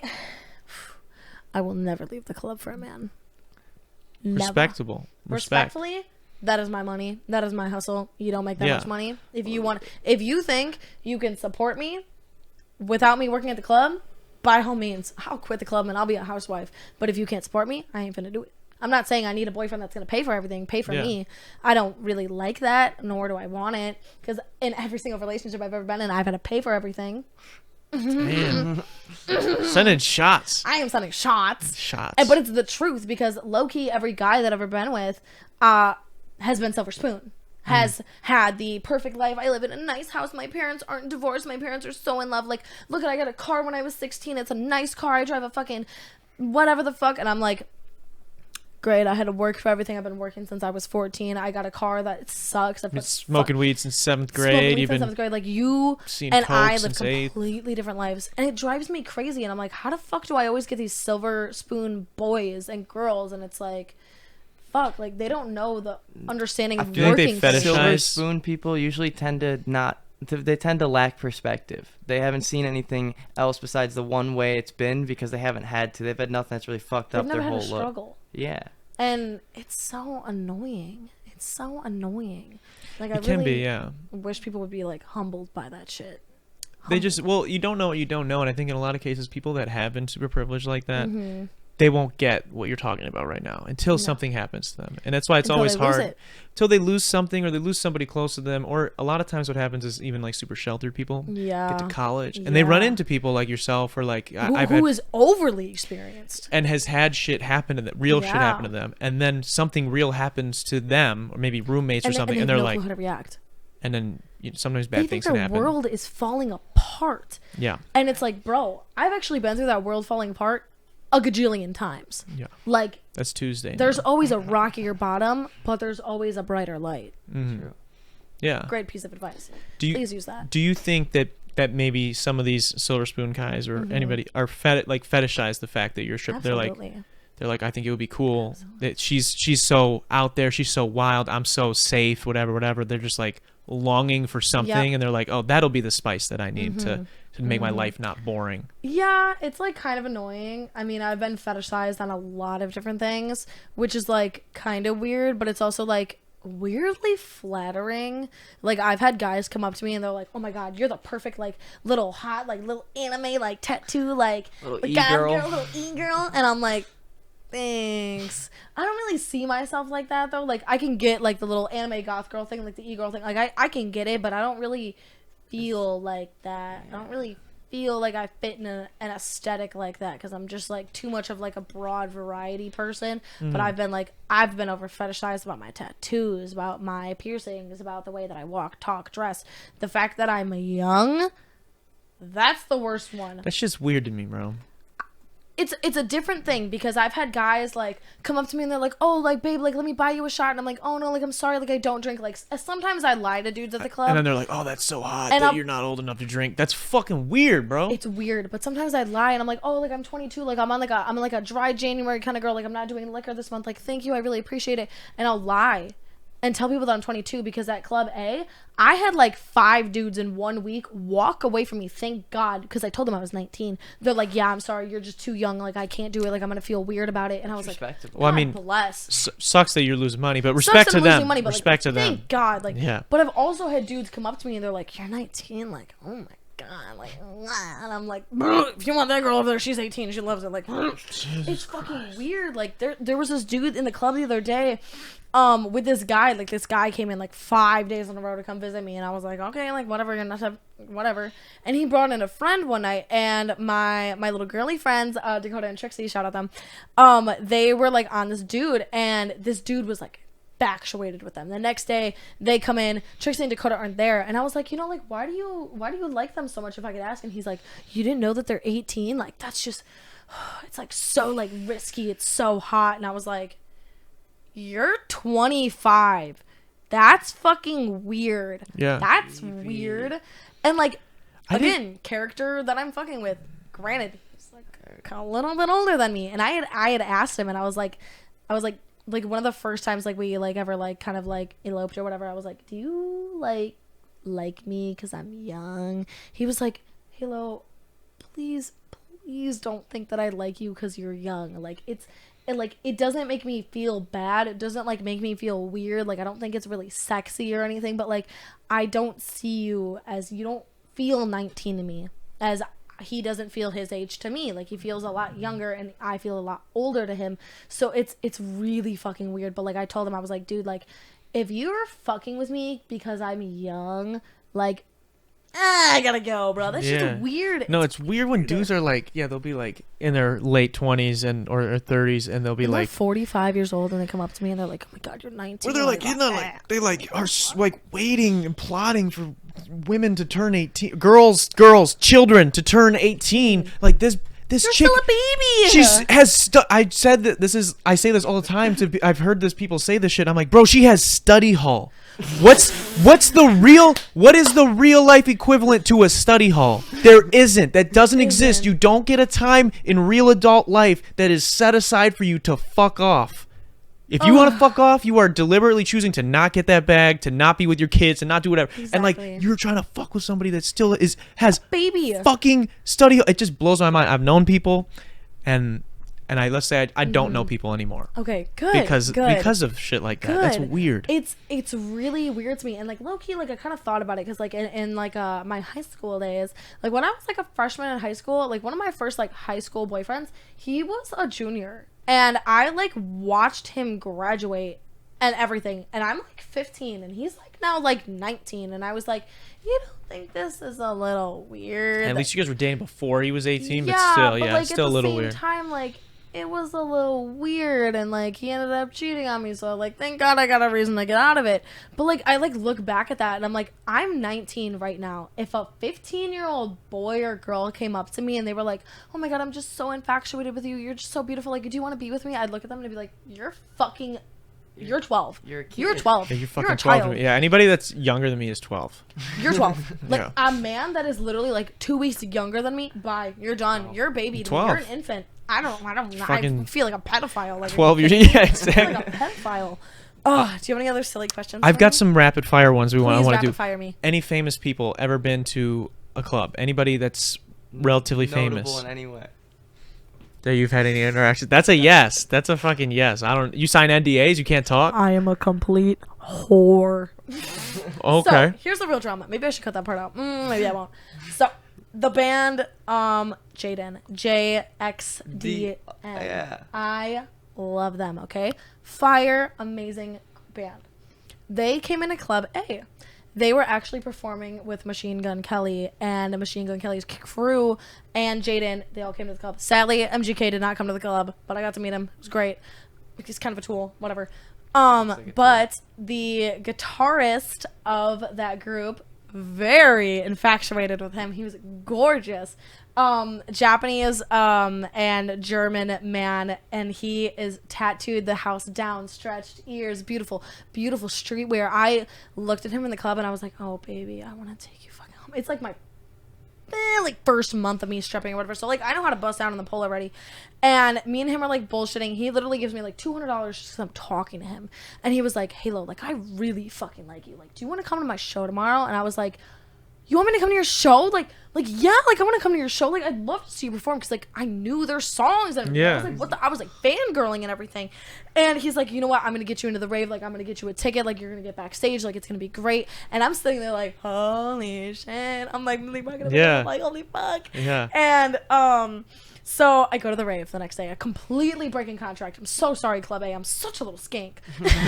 And so I like get to the rave and I like text him. I'm like, hey, like I'm here. He like comes backstage and from the backstage to like see me, buys me a drink. I'm like, okay, get my little vodka cran going on. The opening like band plays. They fucking suck. They end up going on. I got my little drink in hand. We're going ape shit. The fucking crowd is amazing. Super fucking awesome.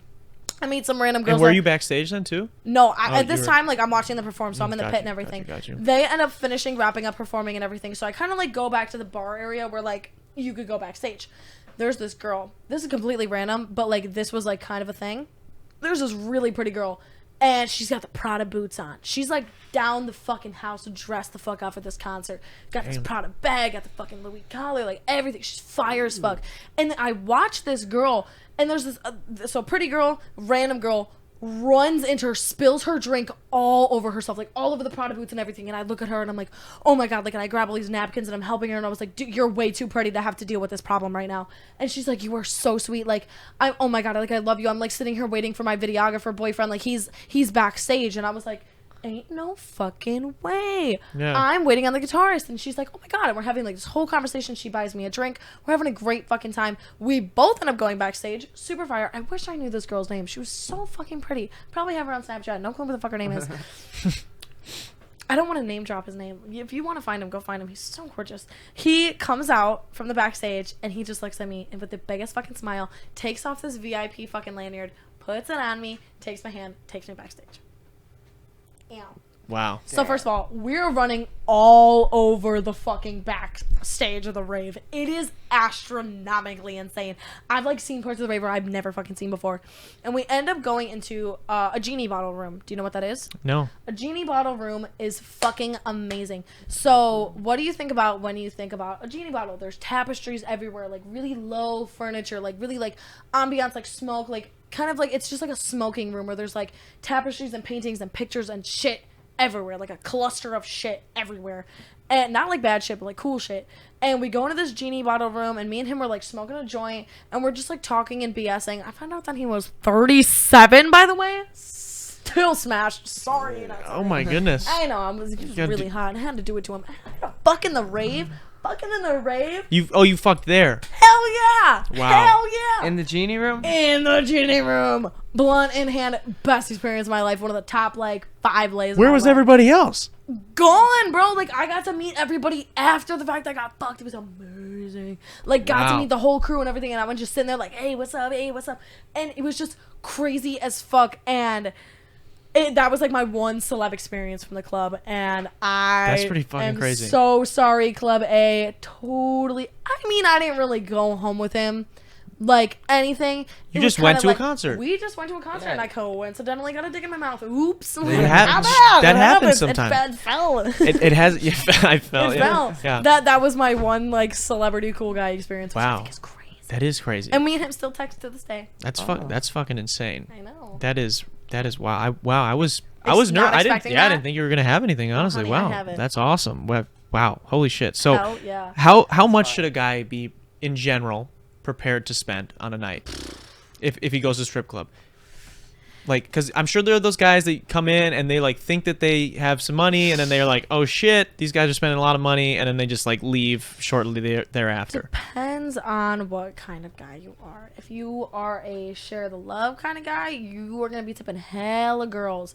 If you are infatuated with multiple women there, you should tip them accordingly. I don't want to tell you like how much to bring to a strip club. Like if you're gonna, say you found me on Instagram, you haven't DM'd me, you don't follow me, you just kind of found me and you're like, you know what, I kind of want to go to Club B and see her. Like, okay, bet. And you're gonna talk to me and be like, hey, like I found you on social media, like I think you're really beautiful, like do you want to like do some dances? Like usually if somebody finds me, I expect them to be like, oh, like do you want to do some dances? Like can I see you on stage? Like I plan to tip you on stage. Like if you're feeling down for it, like if you have the money to like do a room with a girl that you're like actually down for, like you're gonna be spending money. Like it honestly depends on like the kind of guy you are, because like if you go into a strip club to just like see some ass and titties like every guy, bring like $50.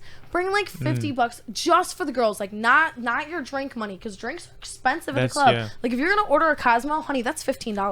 Damn. A beer, like it depends on what kind of beer you drink. You're gonna, if $3 for like a Miller Lite, you're gonna have 10 Miller Lights, honey. That's gonna add up. Yeah. If you're gonna buy drinks for girls, you're gonna buy shots. A shot of Casamigos, honey. 3 shots of Casamigos, you're spending $40. Yeah. Ooh. That's some money right there. So it's like, it depends on what you want to do. Like if you're going to have some fucking water, you just want to see some ass and titties, bring like 15, 20, no, not 15. No, come on. 15, bring like 30, 40, $50. Be able to like throw some stage money. Like find a girl that you, like throw some money on her stage. It's cool, especially if you enjoy that girl. If you find a girl that you don't really enjoy, don't tip her. You're not obligated to tip every single girl there. That's fair. Tip the ones that you like, that you find attractive, that you think you can vibe with. And if you really vibe with them, if you genuinely have the mindset of, I'm going to go to a strip club, I'm going to find a girl that I really like, and I'm going to spoil the shit out of her. I don't know who the fuck wakes up and has that mindset. But that would be interesting, yeah. Some people do. Bring a couple fucking grand if you're feeling crazy. Bring a couple, if you have the money to spend and you want to spend it on some ass and titties and some personality and some comfort and some TLC, do it. I'm not going to tell you how much money to bring to a club. But if you're broke, around if you're broke, $50 to $100. 50 to $100. Just be casual. Just chill. Just casual. Yeah, get a couple lap dances from the girl that you couple like. Drinks, couple lap dances. Couple lap dances. You're gonna make a girl's night, especially if you're nice and chill. Perfect. Nobody's gonna complain about that. I'm not gonna complain if some dude's fucking buying me a drink, having a couple lap dances with me. All right, dude, great. Have a great night. See you later. Have a cup. Go with somebody else. I don't give a fuck. Yeah. But like also some dudes will come in with like thousands of dollars to just flex. Yeah. If you want to go there to flex, make sure that you're working that night. Make sure you got your bag. That's fair. Yeah.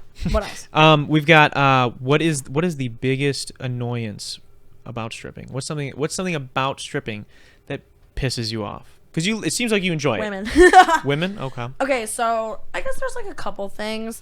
I mean, like couples at a strip club, you're annoying as fuck.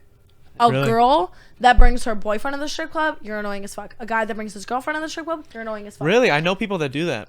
Annoying as fuck. Really? Unless if you're like really fucking cool. Like I've met some cool couples who are like, yeah, like, oh, like I really like you. Like, can you bring another girl so we can like kind of have like a 4 thing, and then we all like do double lap dances or something. Like I've done that before, and it's fine. But you also have people that come to the strip club and say your boyfriend's a little bit more attractive than you, or your girlfriend's a little bit more attracted to you. Girls will go to an attractive man and then not realize, like, say his girlfriend's in the bathroom and like 4 girls come up to your boyfriend. The girl's immediately gonna get pissed, right? It's a jealousy thing. You have to make sure that you have that comfortability with your partner.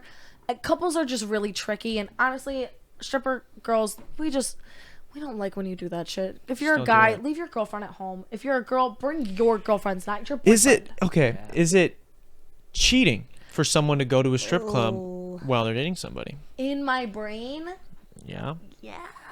Honestly, yeah, dude. Like, in my brain, if I had a boyfriend, even as a stripper, if I had a boyfriend and he went to, say, my strip club, if you're gonna come and see me, great. I expect you to not tip a single fucking girl but me. Yeah. But me. And like, okay, granted at Club B, we do tip walks. I will never do a tip walk in my life. So you're on stage and you walk around the bar and you ask everybody, do you want to tip me for my show? I will never do that in a million fucking years. That is begging for fucking money. That's fucking gross. Sorry, bitches. That's fucking gross. I hate it. If you wanted to tip me, you would have walked your happy ass up and you would have given me fucking money. If you liked my show that much, you liked my vibe, you liked my body, you liked anything about me, you would have walked your happy ass up and you would have given me your fucking money. I'm not gonna ask you to tip me. That's fucked up. I feel like a beggar. I feel like and it's the etiquette's part of where you're at. Context. I'm here at a strip club. The girl's dancing. If I enjoy it, I should. Exactly. Okay.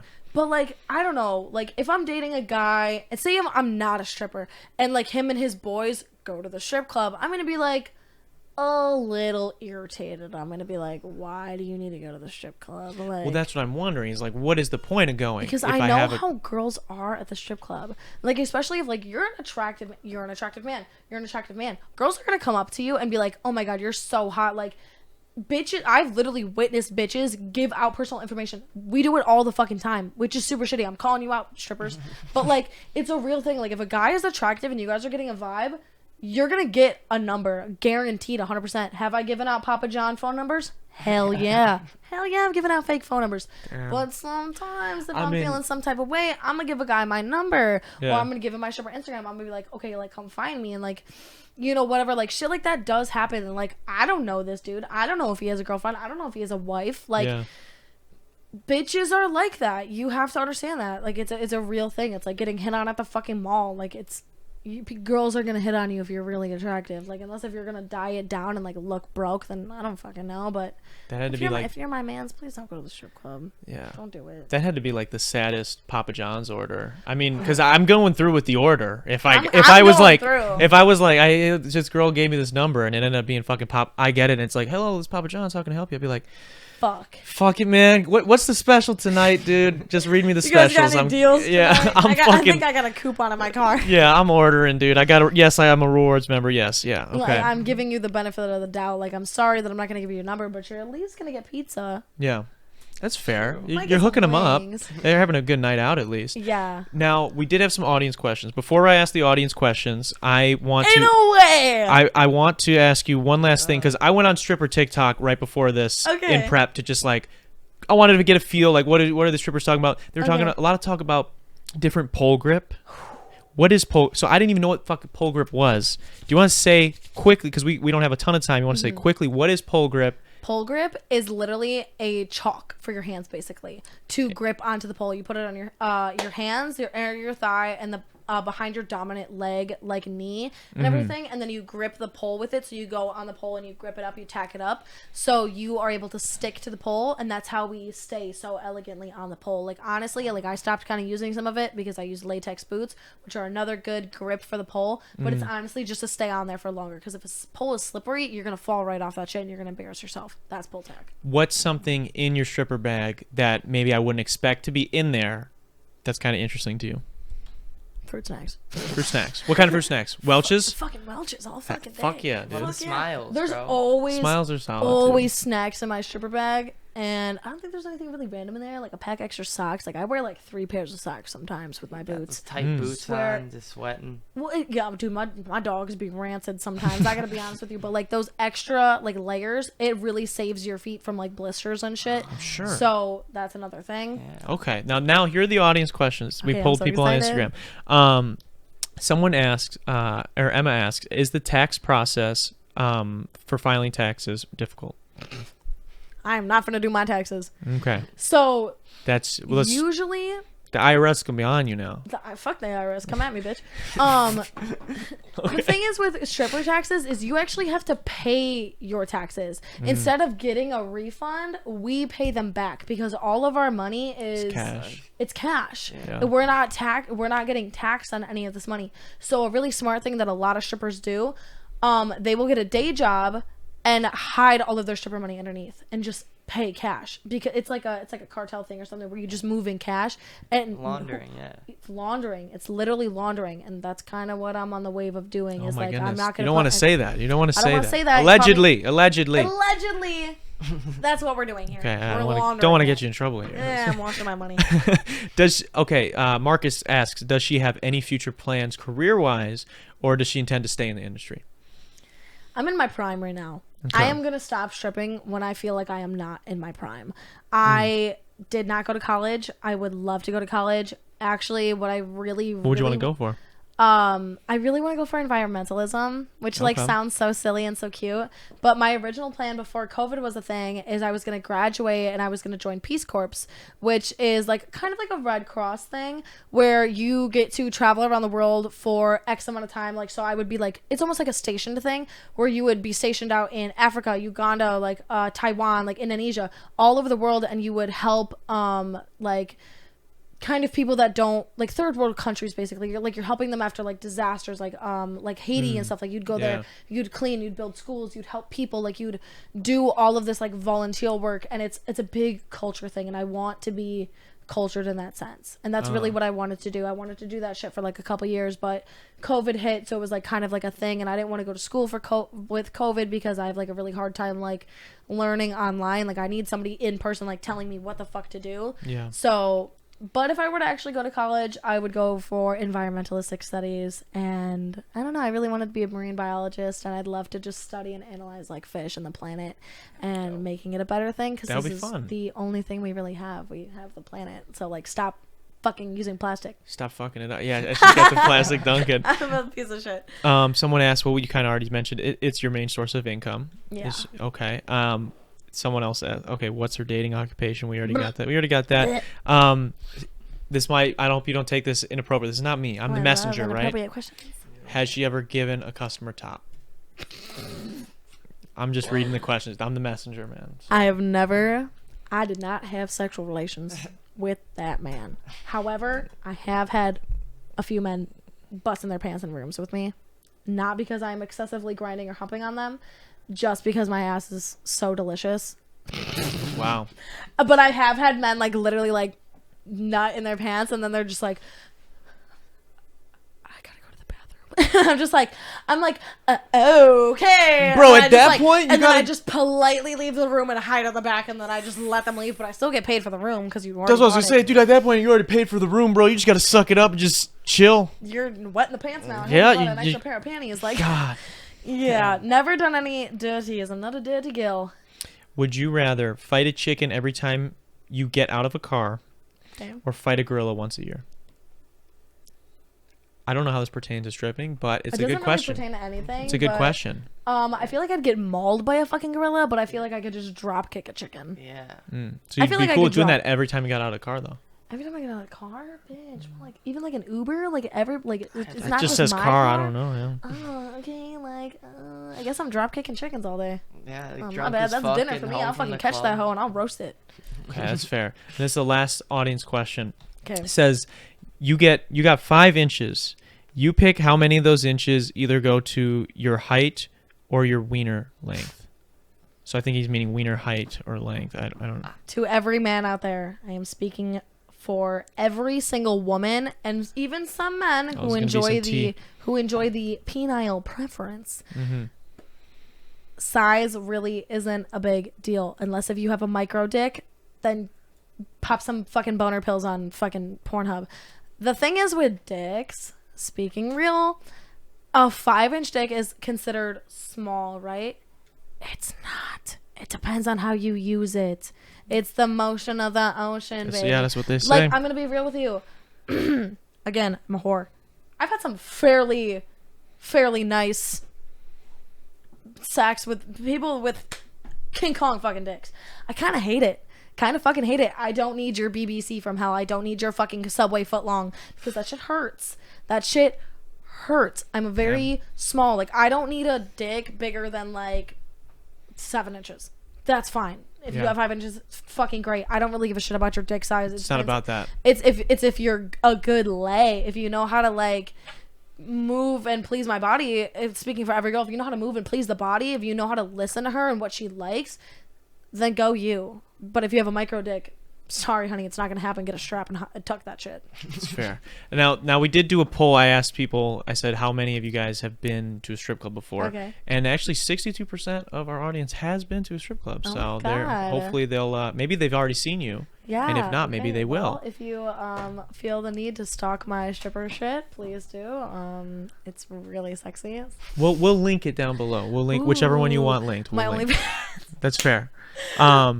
So we're coming up on. I think we're almost a 2-hour episode here. We're doing pretty well. The best thing ever. What do you have any other questions for me, or is there anything we didn't get to that you really want? You said you had shit to say, so I want to make sure I don't leave any stone unturned. I think I have like just one question for the both of you guys, and I would love audience answers on this too. So this is kind of I gotta explain this question, okay? Okay. How many 7-year-olds do you think you could take at a time? You have 2 scenarios, okay? First of all, rules. These are not zombie 7-year-olds. They're just regular 7-year-olds. You get a mix of boy and girl 7-year-olds.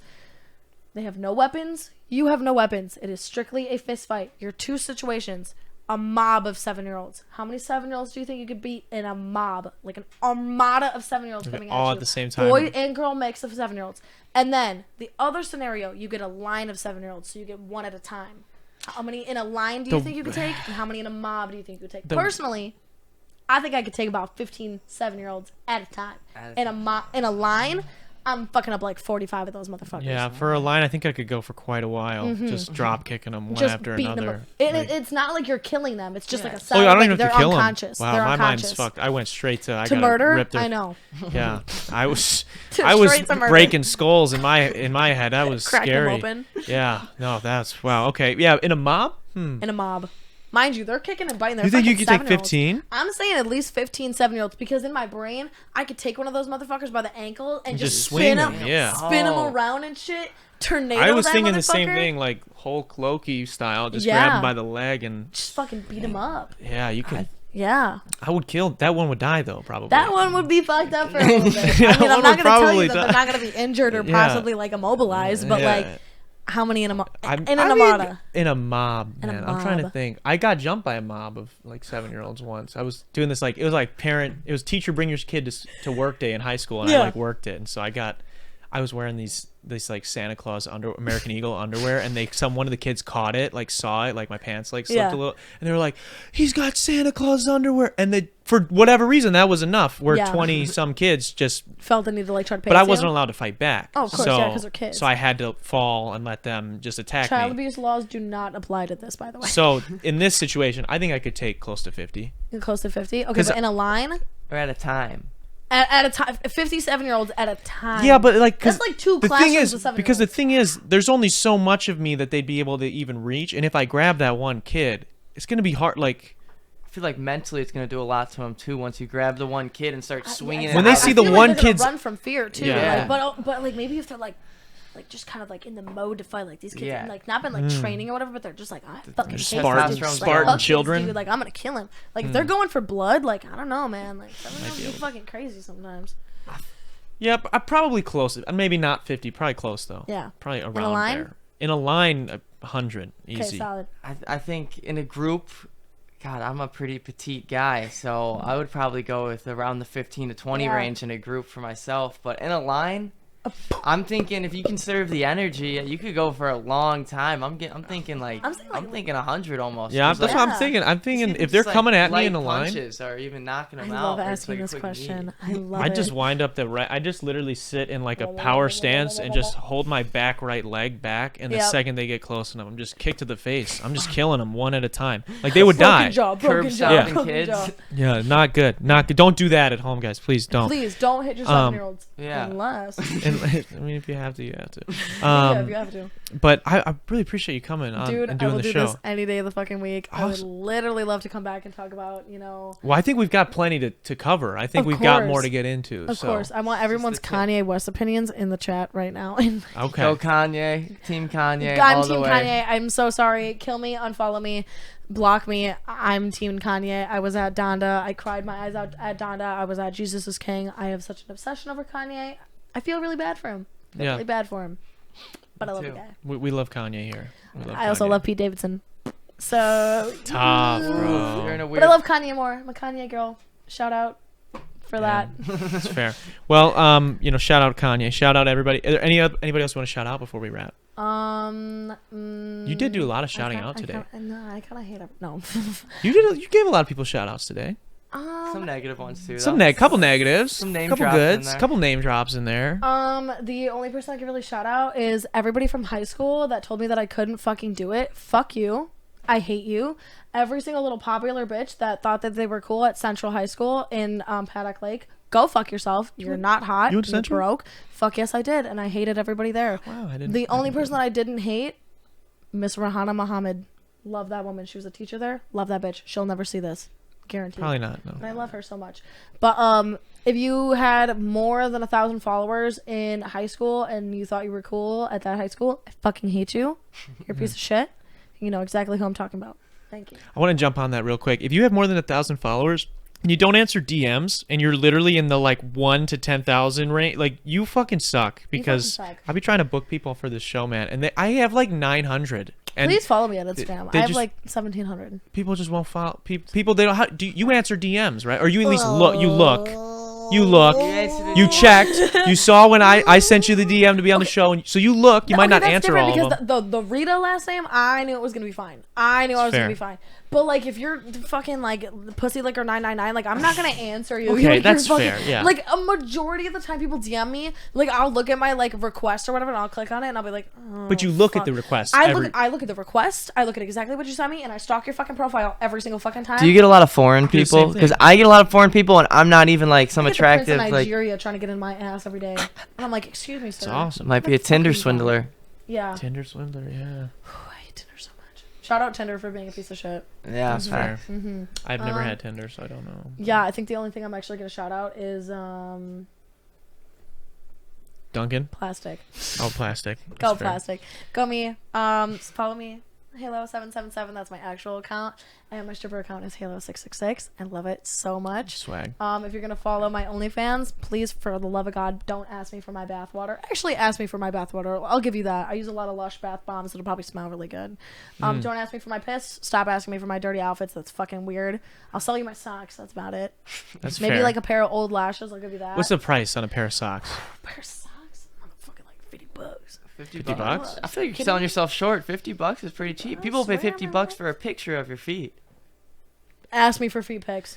I will sell my feet pics Damn. any day of the week. I thought about selling feet pics a while I back. don't My feet really are not get that. beautiful. $5 enough. foot So- special. Yeah. $5 foot spread. I usually that's like one thing like I was really shocked about. Like people have came to the club and like I rarely ever get asked for my feet, and it makes me really happy. But there's sometimes it I think happens. feet are gross. Really, man. I hate Especially feet. if you're saying you're wearing 3 pairs of socks and a pair of thick ass I boots. got They probably dogs don't on. smell good at Dude, the time. you want to smell and you want to touch my rancid dogs? Like my toenails aren't even painted. Like I don't wear open toe shoe at the club. Yeah. Because like I don't want you seeing my dogs, bro. Yeah. Those are my dogs. Yeah. It's fair. If you want to be my sugar daddy, please hit me up. I'm very expensive. That's fair. That's about it. Well, I appreciate you being on. It's a really fun conversation. You're super interesting. Thank by the you. way, I thought it was really fascinating to just hear your perspective on a lot of things. Thank so you. I appreciate you being here. Also, Logan, thank you for filling in because McKenna please, couldn't thank be you. here You're today. amazing. I love you guys so much. Do you mind pulling up our patrons real quick? I want to say thank you to our patrons. If you guys are interested in seeing exclusive content, extra interviews, BTS. a series on how I make every single one of my songs that we have released everywhere, you can go to patreon.com/Darren Rita, and you get a shout out like this every week, as well as access to all that stuff. And you can join for as little as $1. So check that out. And then we've also got Kenosha Auto Insurance. Thank you guys for sponsoring this episode. And this has been the 137th or something episode of the Detox Podcast. C137, honey. It's We're energetically aligned. That's what happened. Holy shit. I literally heard you say it earlier, and I was like, "Oh my god, I need to drop that," and then I completely What's forgot that about? Before we wrap. C137 is Rick's original dimension from Rick and Morty, because I'm the Rickest Rick, honey. You don't fuck with me. Really? Yes. Holy shit. Well, Well, maybe we should have a tattoo episode one of these days. maybe. Yes. I have none. If you ever None need a hot anywhere. bitch in a music video, by the way, hit me up. We'll let you Hit me know. up. I would appreciate it. I can bounce some ass. That'll be great. Fuck yeah. Put me in the drop top, and I'll be fine. That's It'll be fair. Fun as fuck. Well, I appreciate you one last time. I really do appreciate you being here. Absolutely. Hell Appreciate yeah. everybody who watches this on the premiere and those who find it days or years after, and those listening on Spotify, watching on Spotify. Thank you guys as well. So we'll see you guys. Shout next out the week. merch. Shout Shout out out the one merch. last time. We got the merch. It's not gonna. It's literally probably all gonna be sold out by the end of the week. So we don't have a lot. So if you want Get it, it. reserve it Get it. ASAP. Get it. I will see you guys next week. Peace.